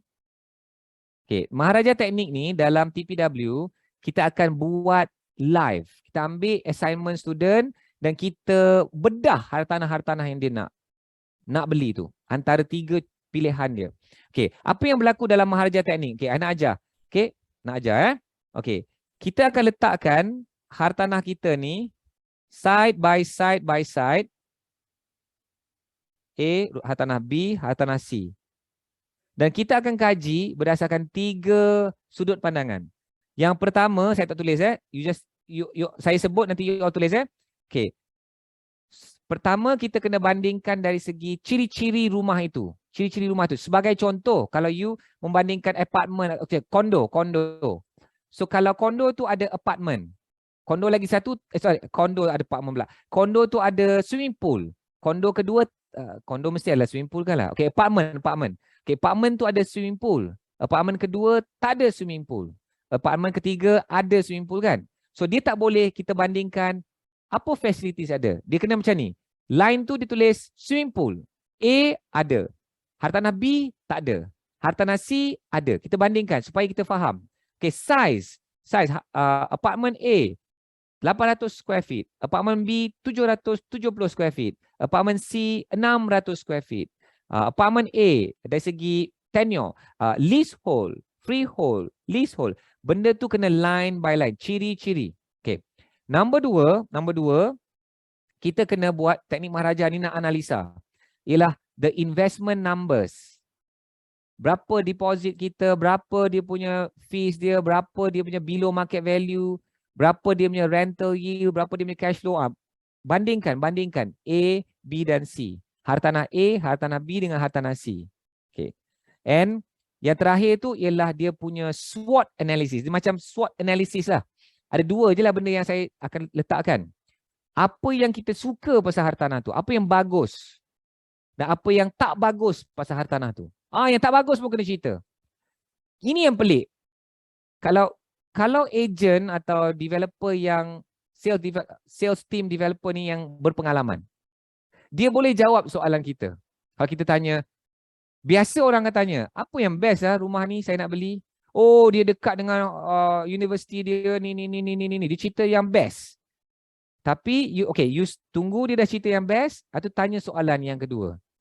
Apa yang tak bagus, apa yang tak best pasal property ni? You akan tengok reaksi orang menjual akan kadang-kadang dia terkedu. Because orang menjual ni dia mestilah cerita yang best. Dan dia sebenarnya tak pernah terfikir pun akan ada orang tanya, apa yang tak best lah property ni? So kat dalam yang bahagian ketiga ni, you kena tanya, apa yang best, apa yang tak best pasal hartanah ni? Soalan Dr. Eric, saya ambil modul ni daripada dia. Dia akan suruh student dia tanya apa. Ni Dr. Eric ni dulu student Ahyat. Lepas tu dia sekarang jadi kawan dan sekarang ni jadi partner dalam business training ni. Dia akan minta student dia tanya dua soalan. Why should I buy this property? And this is the best part. Soalan kedua. Why shouldn't I buy this property? Pelik tak rasa soalan tu? Pelik tak rasa? You cuba tanya. Jangan cuba. You tanya ejen yang nak jual you rumah. You tanya soalan kedua tu. Memang terkedu. Kenapa kau patut tak beli rumah ni? So, soalan pertama, kenapa aku patut beli rumah ni? Soalan kedua, kenapa aku patut tak beli rumah ni? Pelik . Mana nak cari tu? Baik, dia akan memaksa kita untuk berfikir. Memaksa kita untuk berfikir. Alright. And the last one, number 5. Okay, apa tu? Ejen tu nak jawab ke? Okay, bila you tanya, okay, apa yang tak best pasal hartanah ni? Ejen tu mesti cakap, engkau ni mesti student Ahyat.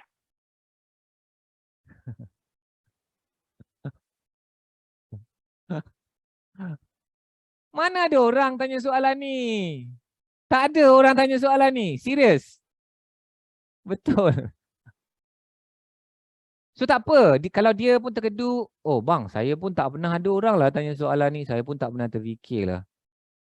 Itu dia. Tak apa lah bang. Tak apa. Teruskan. Okey, projek ni, dia sambung. Okey, projek ni. Dekat ni, projek ni ada berapa fasa. Biarlah dia. Kita just tanya. Bukan, niat kita bukan nak perangkap, bukan nak memalukan. Kita kena jaga kan silaturahim dan adab kita dengan orang lain. Ahyat mengajar soalan ni bukan korang nak mengenakan orang lain. Tidak. Ahyat nak anda tahu soalan-soalan yang mantap ni supaya kita dapat info, maklumat, carta, fakta dan data yang kita perlukan untuk buat keputusan.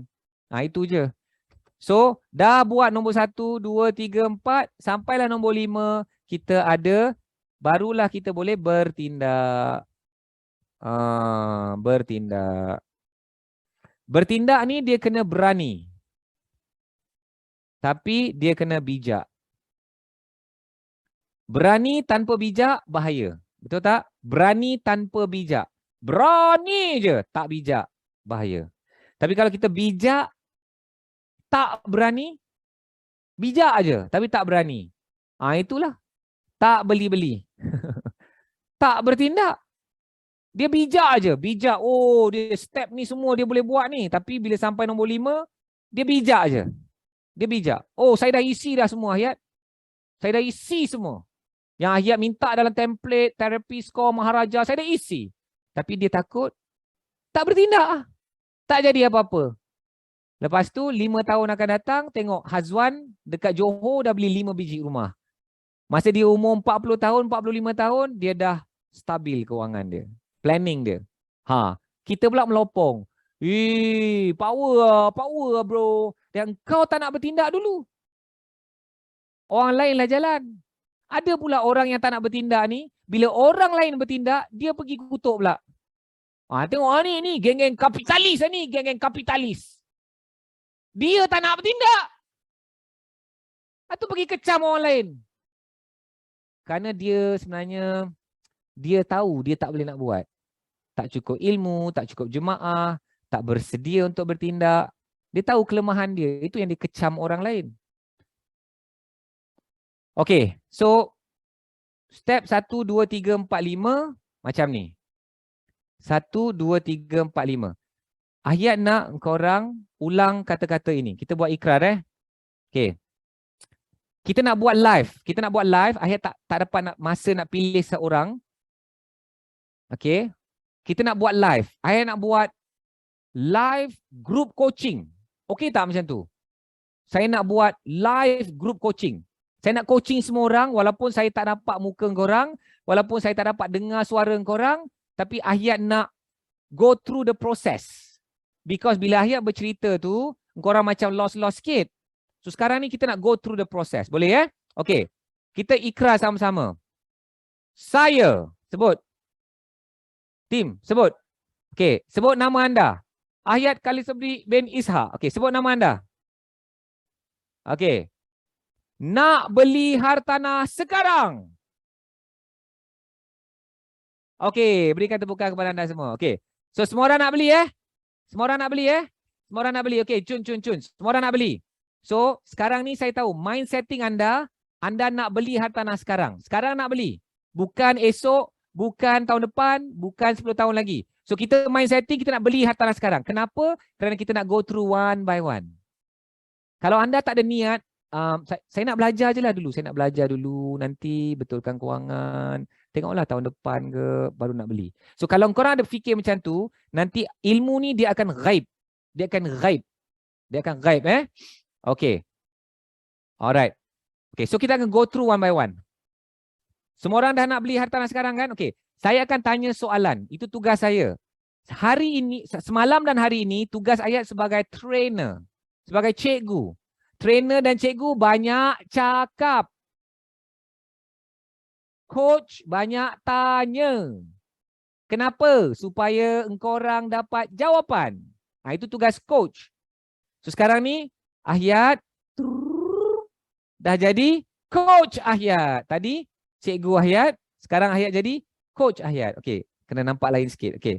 Saya jadi coach Ahyat Nampak macam pakai tudung pula Okey, tak apa. Alright. Saya jadi coach Ahyat pula. Okey. Saya tanya, you all jawab. Saya tanya, you all jawab sendiri untuk go through ni. Okey. Apa objektif nak beli rumah? You. Sekarang ni bayangkan korang sendiri. Ni betul-betul nak beli hartanah ni ke? Betul kan? Tadi dah buat ikrar.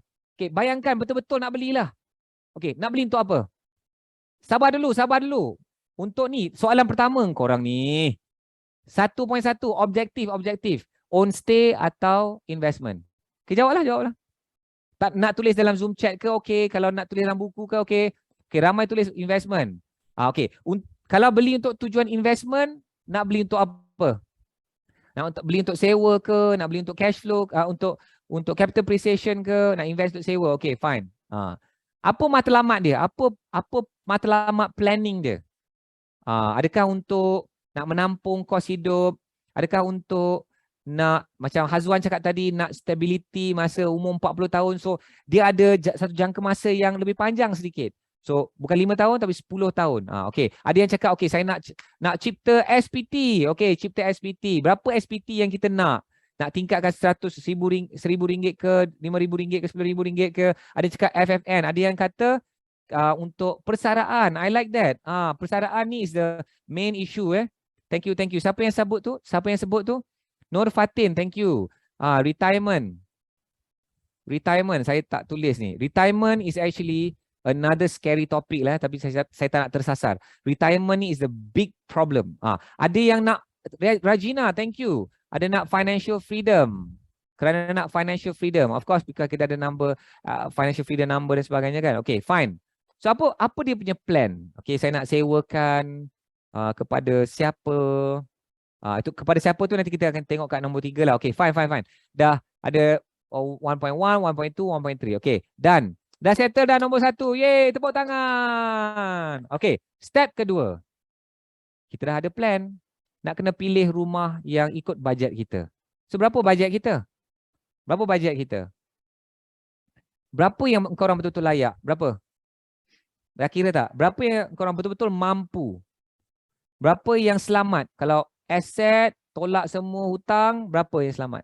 Berapa peti kemarau yang korang kena ada? Let's say 6 bulan lah. Hazwan dah sebut 24 bulan tadi kan? Bella Liana pun sebut 24 bulan. Azizi Ali cakap 12 bulan. Okay. So berapa perbelanjaan sebulan kita? Keluarga kita tu. So berapa bulan yang korang nak ada sebagai peti kemarau?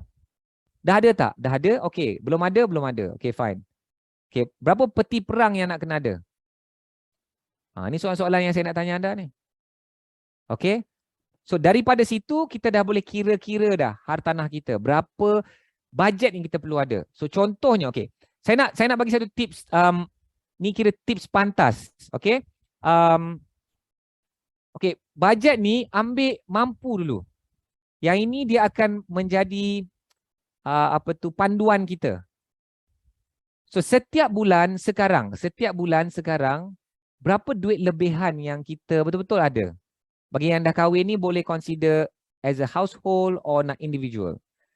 Katakanlah setiap bulan saya hanya ada 1,000 saja surplus every month. Katakanlah. So daripada 1,000 ni, dia boleh darab 200, dia boleh darab 250 depending on the interest rate sekarang ni. Katakan kita ambil darab 200. So rumah yang kita mampu nak beli tu, belum cerita lagi pasal peti perang, belum cerita lagi pasal profil. Tapi katakan 1,000 itulah yang kita ada extra. So, bolehlah beli rumah 200,000.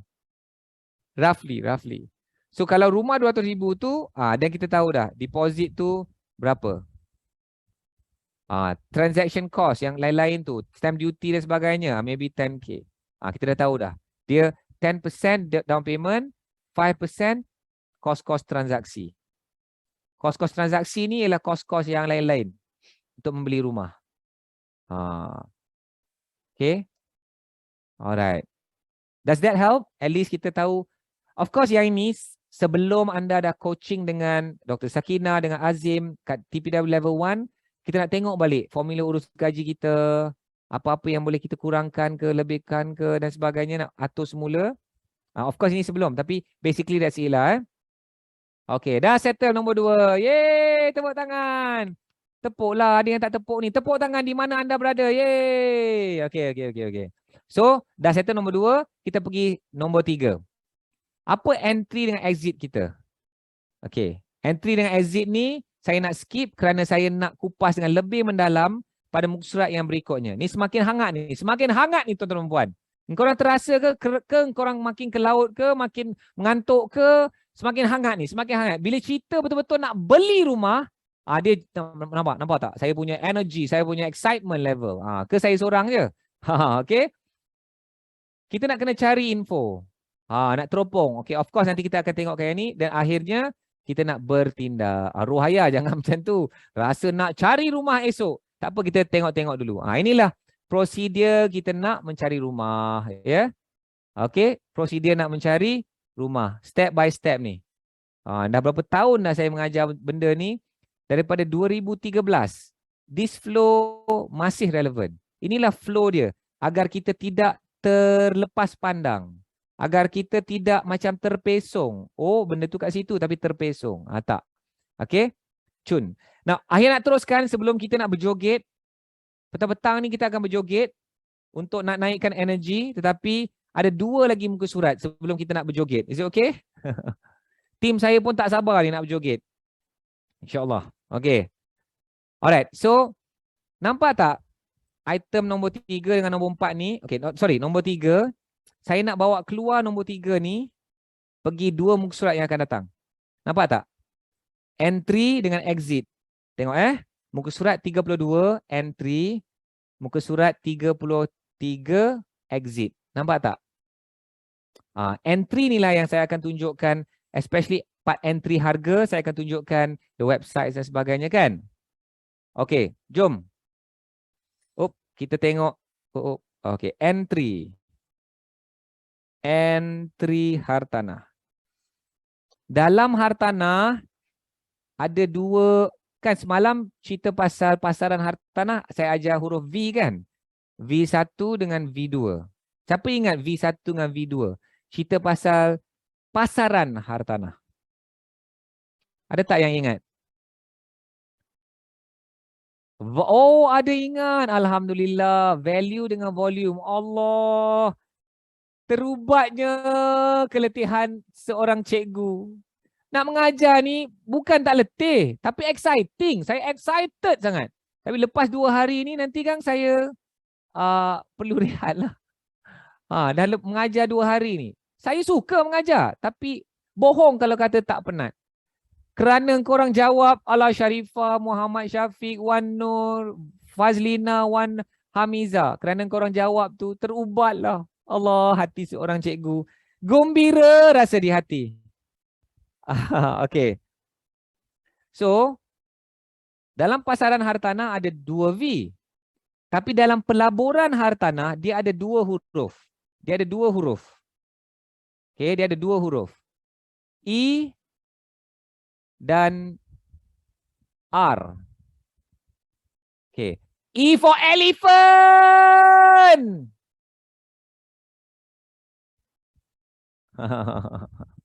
Sempat, don't worry. Elephant pula. E is for entry. E is for exit. R for rambutan. Risk and reward. Risk and reward. Okay. Entry and exit, risk and reward. Jaga je 2 huruf ni, E dengan R, ada E1, E2, R1, R2. Dalam pelaburan, lebih kurang ini je pun. Saham pun benda ni, apa-apa pelaburan pun, benda ni juga. Okay, so now, kita nak masuk yang mana? E tapi entry. Okay. InsyaAllah Hasni. Don't worry. We are in good time. Hasni dia risau. Okay, ada 3 benda yang kita kena jaga dalam entry. Iaitu lokasi, produk dan harga.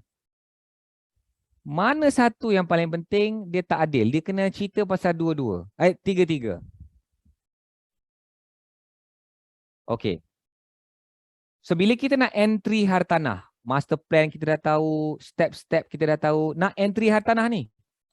So kita kena tengok 3 perkara ni. Apa lokasi yang saya nak beli? Apa jenis hartanah? Jenis hartanah yang saya nak beli. Dan apa harga yang saya nak beli tu? And it's all very important. Because, saya tulis sini ya. Entry betul. Exit betul. Entry salah. Exit salah. Exit ni time yang kita buat duit. So, entry has to be correct. So, lokasi ni, saya nak bagi cadangan. Okay. Lokasi ni, nombor 1. Tengok graviti anda.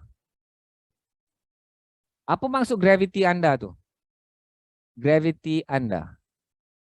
Lokasi kita tu. Lokasi kita sekarang, saya nak bagi cadangan, 1 jam drive. Ini ilmu yang saya dapat daripada Rene Sheleong. 1 hour drive, graviti daripada tempat kita ada sekarang. Graviti sekarang. Kita boleh teropong kawasan ni dulu. Ya, kalau kita tak familiar dengan kawasan-kawasan lain. Okay, kita boleh tengokkan booster. Berdasarkan booster hartanah. Apa booster hartanah ni? Infrastructure, mega project, hospital, university, kilang, tourism. Ni booster hartanah. Yang akan meningkatkan, the keyword is demand. Ya, demand ya. Dan nombor 3, dan nombor 3 ni location planning. Ni lebih melibatkan diri kita. Your life. Okay, yang ini saya merujuk kepada contoh penjawat awam yang akan banyak berpindah-pindah. Ada tak orang macam tu? Yang dia tahu kerja dia ni dia belum tentu lagi. Penjawat awam yang dah dapat ni dia kena tunggu apa 2-3 tahun kan sebelum dia dapatkan penempatan dia kan yang sebenar. Okay. So kita kena tengok tu our life planning. Sebagai contoh doktor send everywhere ke hospital-hospital di seluruh Malaysia ni. So macam mana tu dari segi planning? Nak beli dekat semua tempat yang kita pergi. Itu yang jadi macam buat anak banyak-banyak di serata Malaysia. Lepas tu anak-anak pun akan terbiar. Oh pindah ke Terengganu, dia beli rumah, dia buat anak, beli rumah. Pindah ke Pahang atau pindah balik ke Selangor atau pindah ke tempat lain. Semua tempat tu jadi beli. So kat situlah Ahyak nampak ramai orang yang Ahyak coaching yang tersilap pilih location tu kerana dia tidak ada life planning dia dengan betul.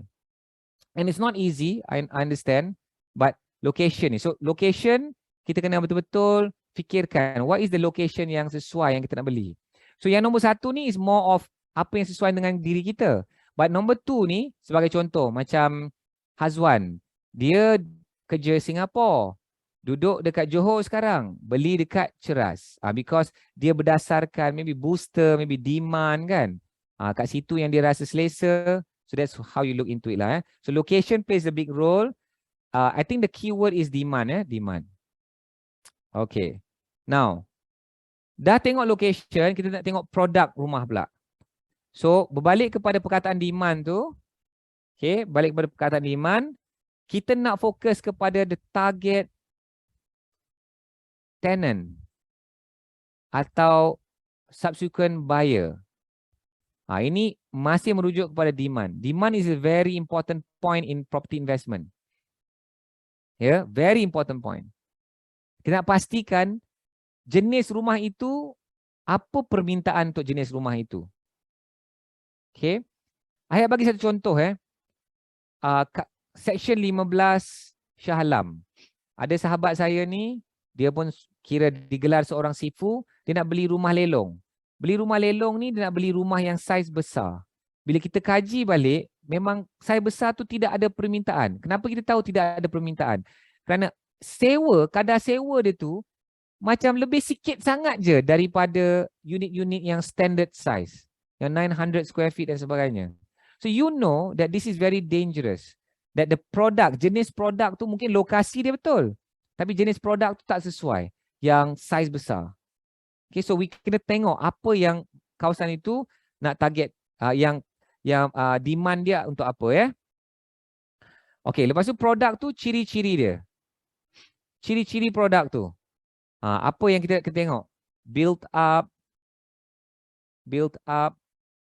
Dia punya layout, dia punya dimension, dia punya rooms.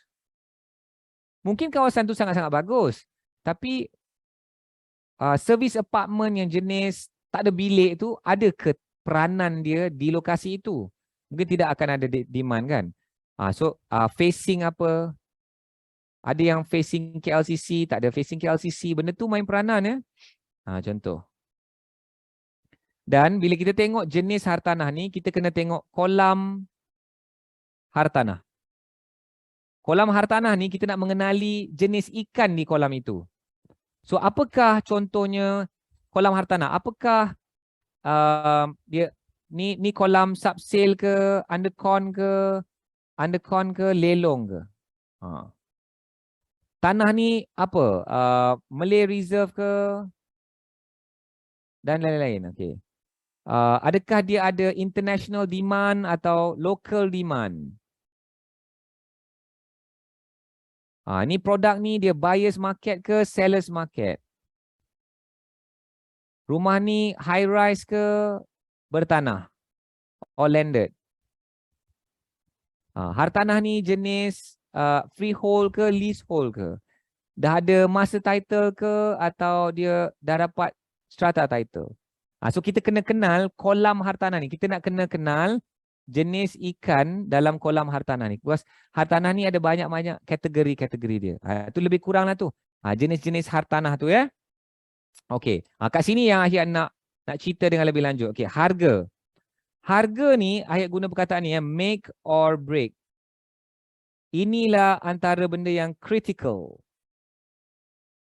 Critical. Ya. Harga ni. Okey, ini punchline. Kita untung masa beli hartanah. Bukan masa jual. Ni Robert Kiyosaki pun pernah sebut dalam bahasa Inggeris. We make money when we buy property, not when we sell property. Kita untung hartanah dalam hartanah apabila kita beli hartanah itu, bukan masa kita jual. Apa maksud ni? Inilah maksud dia, kita kena beli below market value. Betul-betul kena beli below market value. Ini perkataan dia wajib. So kalau anda ada nak beli hartanah sekarang ni, hartanah tu market value. Kecuali tempat tu memang hot, ada good demand, memang susah nak cari below market value kan. Tapi tugas kita ialah pastikan kita dapat the price advantage yang Warren Buffett sebut tu. Price advantage tu sangat-sangat penting. Okey. Dan ini sila tulis ya. Apa ada dengan harga? Mari kita tengok. Ada apa jenis-jenis harga? Jenis-jenis harga. Ada market value. Tulis. Market value. Okey. Ada bank value. Biasa kan dengar. Ada bank value. Ada median price. Ada apa pula median price? Ada median price. Ada reserve price. Apa reserve price? Yang lelong. Ada pula developers price. Yang developer yang dekat-dekat tu jual berapa? Developers price. Ini antara harga-harga yang kita kena biasakan apabila kita nak buat keputusan untuk membeli. Okay. Harga really can make or break. So tuan-tuan dan puan, kalau kita ada 3 perkara ini, kalau lokasi mesti betul. So lokasi betul, produk betul, harga betul, maka entry kita dah betul. InsyaAllah exit kita susah nak salah. Exit kita tu akan insyaAllah betul. Inilah 3 perkara tu. Tapi contohnya ya, contoh saya bagi tadi yang section 15 Shah Alam tu kan. So lokasi dia dah betul. Produk dia tak berapa betul. Kerana produk dia tu besar sangat, so harga dia tak betul. Maka dia jadi bahaya. Bukan nak kata lokasi tu tak bagus. Tapi the product tu tak bagus. Not the right suitable one for the demand. For the demand For the demand. Dan harga dia jadi tak betul because it's not the right product. It should be just the 900 square feet maybe, but you beli yang 1000 plus punya square feet yang tidak ada banyak perbezaan pun daripada pendapatan sewa. Does this make sense? Does this make sense? Okay, Dania, Maverick, how to identify below market value? This is what we want to do. This is what we want to do. Okay, so Bismillahirrahmanirrahim. Jom, seperti yang Ahyat janjikan, Ahyat akan mengutarakan janji.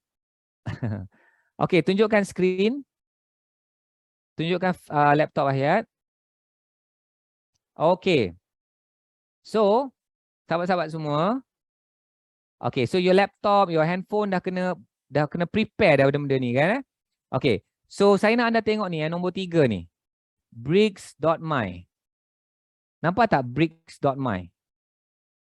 Okey, so kita kena tekan bricks.my. Oh, apa ni? Okay. Yes, I am a human. Bricks.my. Okay, so inilah website yang anda wajib guna untuk rujuk. Wajib guna untuk rujuk. Okay, sekarang ni dia dah sampai berapa update dia? Data update ni dah sampai Mei 2022. Nampak tak ni? Latest update, Mei 2022.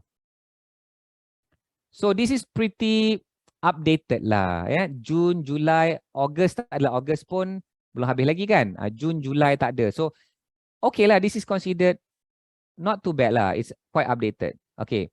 Apa benda ni? Apa benda BRICS ni? BRICS ni ialah, nampak tak ni? Subsale property. Ni untuk hartanah subsale sahaja.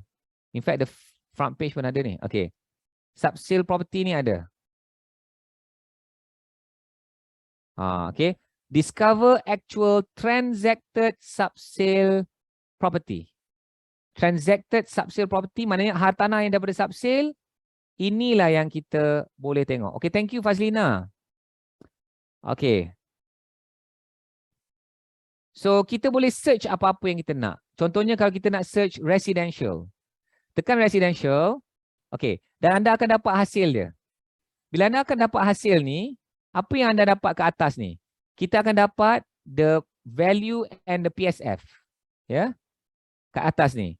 So, inilah yang kita belajar tentang median price, 25th price dengan 75th price. So, apa bendanya? Kita boleh tengok. So, median price ialah the middle point price of total property sold in which 50% is below and 50% is above the median price. Faham tak maksud dia? Maksudnya, untuk hartanah jenis kediaman, ada 71,000 transaksi yang telah direkodkan dari bulan Mei 2021 hingga April 2022. Hartanah yang dah terjual jenis subsale, yang dah bayar stamp duty dekat LHDN sahaja. So 71,000 ni kita susun daripada yang kecil sampai paling besar. Yang kat tengah tu 50% di bawah harga tengah, 50% di atas harga tengah. Pahal ke? Pahal ke? Mu pahal ke? Kena ke cara saya salah? Boleh? Mu pahal? Pahal. Faham tak ni? Ming pai ma. Ming pai ma. Faham tak ni? So yang harga ke-25, pahal lah, pahal. Okey, okey. 75. Okey. Nampak? So hartanah jenis kediaman, harga tengah di kat Malaysia, asalkan harga hartanah jenis kediaman. Kat mana? Dekat Malaysia. Sepanjang tempoh ini. Harga tengah ialah 350,000. Termasuklah rumah yang paling murah. Termasuklah rumah yang paling mahal. Inilah harga tengah dia. Okey, purata. Dan mari kita tengok. Ni top 10. Top 10. Macam mana kita ukur top 10? Dari segi transactions. Transactions. 200. Okay. 230 transaction. Bermaksud hampir 20 transaksi setiap bulan. Hampir 20 transaksi setiap bulan. Dahsyat tak dahsyat, tuan-tuan dan puan? Dahsyat. Banyak ni. 20 transaksi setiap bulan bermaksud tak sampai selang 2 hari ada 2 properti jual. Hampir setiap hari ada orang beli hartanah kat mana ni? Taman Kota Masai. Benda yang sedang berlaku kat Taman Kota Masai ni. Dekat mana ni? Pasir Gudang. Pasir Gudang ni, Hazwan. Ni geng-geng Johor. Hartanah paling banyak transaksi di Malaysia pada tempoh Mei sampai April 2022 berada di Johor. Woo! Woo! Johor nombor 1. Hazwan cakap apa? Sebab banyak demand sewa. Pasir Gudang ni apa ni? Apa dia punya booster dia? Apa booster Pasir Gudang? Apa booster Pasir Gudang? Hilang. Industrial. Tengok nombor 2. Nombor 2. Okey, Selangor tak nak kalah. Tapi dia kalah lah juga. 192 transaksi. Nombor 2. Kapar, Bukit Raja. Apa booster kat Bukit Raja? Apa booster kat Bukit Raja? Muhammad Syafiq dah jawab. Sama kilang. I tell you brothers and sisters, antara booster yang paling kuat ialah industrial. Industry is very, very strong. You cannot go wrong. You cannot go wrong. Kita tengok nombor 3 Bukit Sentosa. So you all boleh study lah. Saya boleh kupas benda ni. Okay. Sebelum ni nombor 1 ialah siapa tahu? Ni, Taman Sentosa. Taman Sentosa was number 1 and Bukit Sentosa was number 2. Dia lebih kurang macam tu lah. Dia orang dah pegang top 2 ni lama. Taman Sentosa, Bukit Sentosa ni kalau kat Selangor lah. Tapi dekat Bukit Indah was top Johor. Tapi sekarang ni dah berubah. Okay, apa yang korang dapat belajar daripada benda ni? Tengok median price, tengok harga tengah. Harga tengah dia. Yang top number 1, tengok patutlah. Rumah-rumah kluster, rumah semi-D, rumah teres, rumah landed lah ni. Berapa harga tengah dia? 270,000. Faham tak? Faham tak sekarang kenapa benda ni nombor 1 kat Malaysia sekarang? Inilah yang rakyat mencarinya. Range-range harga macam ni. Nampak ni. Range harga ni. Ada tak yang lagi rendah? Ada. Bukit Sentosa serendah 260,000. Nampak? Inilah yang dibeli sekarang ni. Skudai, Johor, Taman Universiti 350,000. Sintex, Pasir Gudang, Terrace House 350,000. Okay. One thing interesting. Tengok ni yang tenure. Sebut kena betul. Tenure. Sebut sama-sama. 1, 2, 3. Tenure. Tenure ni type dengan type. Korang nampak apa? Landed. 10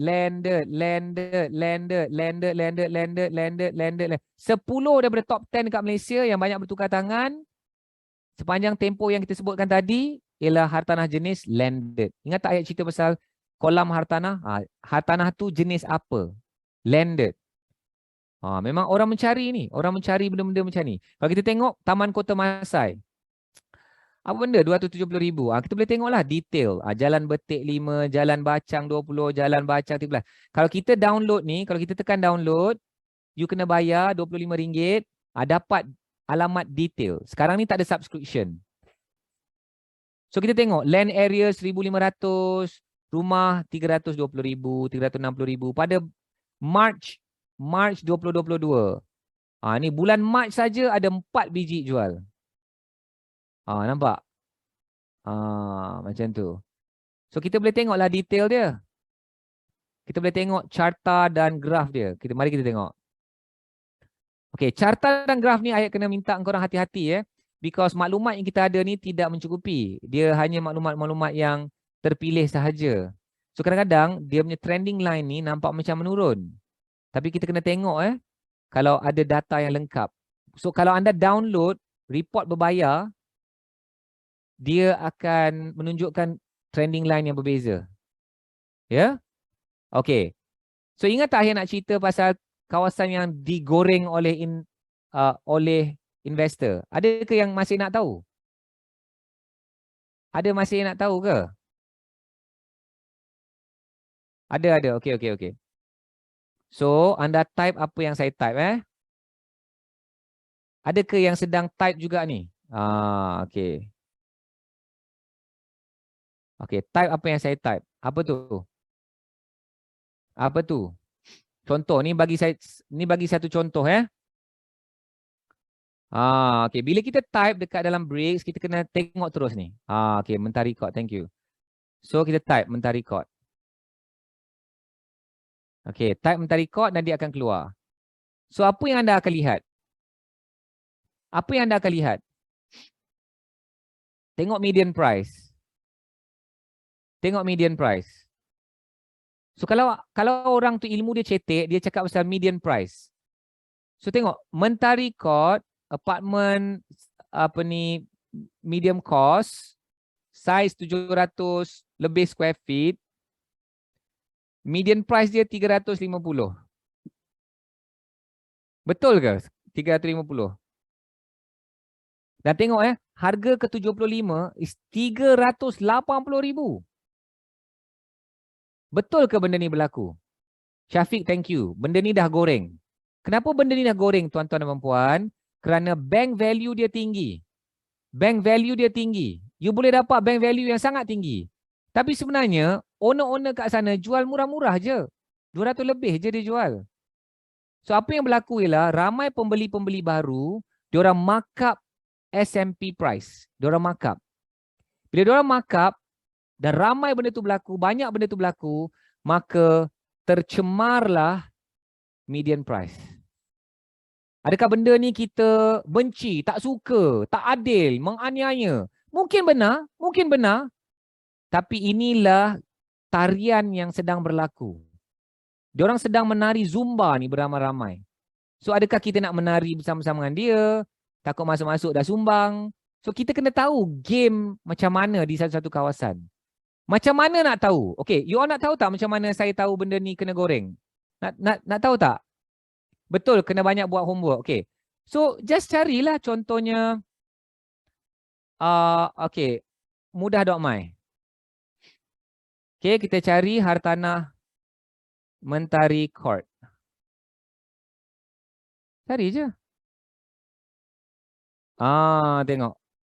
Kata median price 350,000. Boleh je cari yang 260. 280. Ini kenapa ni? 300. Oh, dia cantik. Dengan kitchen cabinet dia. Tapi kosong je yang lain. Ni harga mahal lah ni. Okey. 28, 265, 24,999 ni confirm lah pancing je ni. Kita tengok. Ni confirm pancing lah. Dia Mentari Court Specialist. Dia pancing je lah ni. Ni bukan unit yang benar. Okay. So kita dah kena faham lah. Ada yang pancing. 279 ni kan. 268. Ini harga yang kita boleh beli je. Tak payah nak. Ni unit yang sama je. So. Tengok kita tahu memang betul pun. Baru-baru ni ada yang 290 bulan Februari. Ada yang sampai 390. Dahsyat. Kenapa ada kes yang melampau-lampau macam ni tuan-tuan dan puan? 390,000. Well, ni mungkin boleh jadi contoh. Contohlah. Pengarah jual kepada syarikat. Dia jual lah melampau-lampau. Atau yang ni, budak ni memang betul-betul kau nak cashback ni. Dia ambil, tak tahulah bank boleh bagi ke 390 ni. Ada ke siapa-siapa ejen atau banker yang familiar dengan kawasan ni? Agaknya bank boleh bagi 390, so dia ambil 390,000 tu, bayangkan dia dapat 90% loan. Dia dapat 90% financing. So 90% financing tu, dia dapat lebih kurang 350,000. Tapi dia beli daripada owner 260,000. So dia dapat berapa? 90,000 dia dapat cash. Bunyi macam best. Tapi bayaran bulanan dah jadi tinggi. Bayaran bulanan jadi tinggi, boleh tak kita sewa untuk cover? Memang bunyi dapat best, kita dapat keluarkan duit. Tapi bayaran bulanan tu tinggi. Faham tak keadaan yang berlaku ni? Hasni, what is booster element for Mentari Court? I think it's the whole Sunway story lah. The whole Sunway story. It's just an amazing location, a gold mine. You've got the kilang across the street, across Federal Highway. You've got the entire Sunway City story, like the mall. It's smack in PJ. It's a growth area. There's just no more land. University, shopping malls, tourism, everything lah brother. Kasih hentam semua. And itu je lah tempat yang the last refuge for harga-harga marhain ni. Tapi orang dah goreng. Inilah contoh. Ada banyak lagi tempat-tempat. But I want you to understand, it's just a simple thing je. Kita boleh study. Betul ke kat listing ni setinggi-tinggi itu? Nampak tak? You guys learn something? Saya dah kotakan janji saya. Allah. Okay. Best tak? Best kan? Okay. So adalah, I mean, just start to play around with all these websites and tools, apps pun ada. Okay, Bricks. Okay, stop share. Stop. Pergi balik ke Samsung Flip. So, Bricks belum ada apps. Bricks dalam phone saya buat dia punya shortcut. Kan you boleh download dia punya shortcut kan? So just download dia punya shortcut. So bila kita tekan tu dia sebenarnya pergi ke browser. Dia pergi ke browser, dia tak ada app. Dia tak ada app. Alright? Cool. Okay. Okay. Okay, kalau kita jual hartanah, generally siapa bayar tax? Pembeli atau pembayar? Kita bayar stamp duty, you mean? Stamp duty, pembelilah. Pembeli. Pembelilah yang kena bayar stamp duty.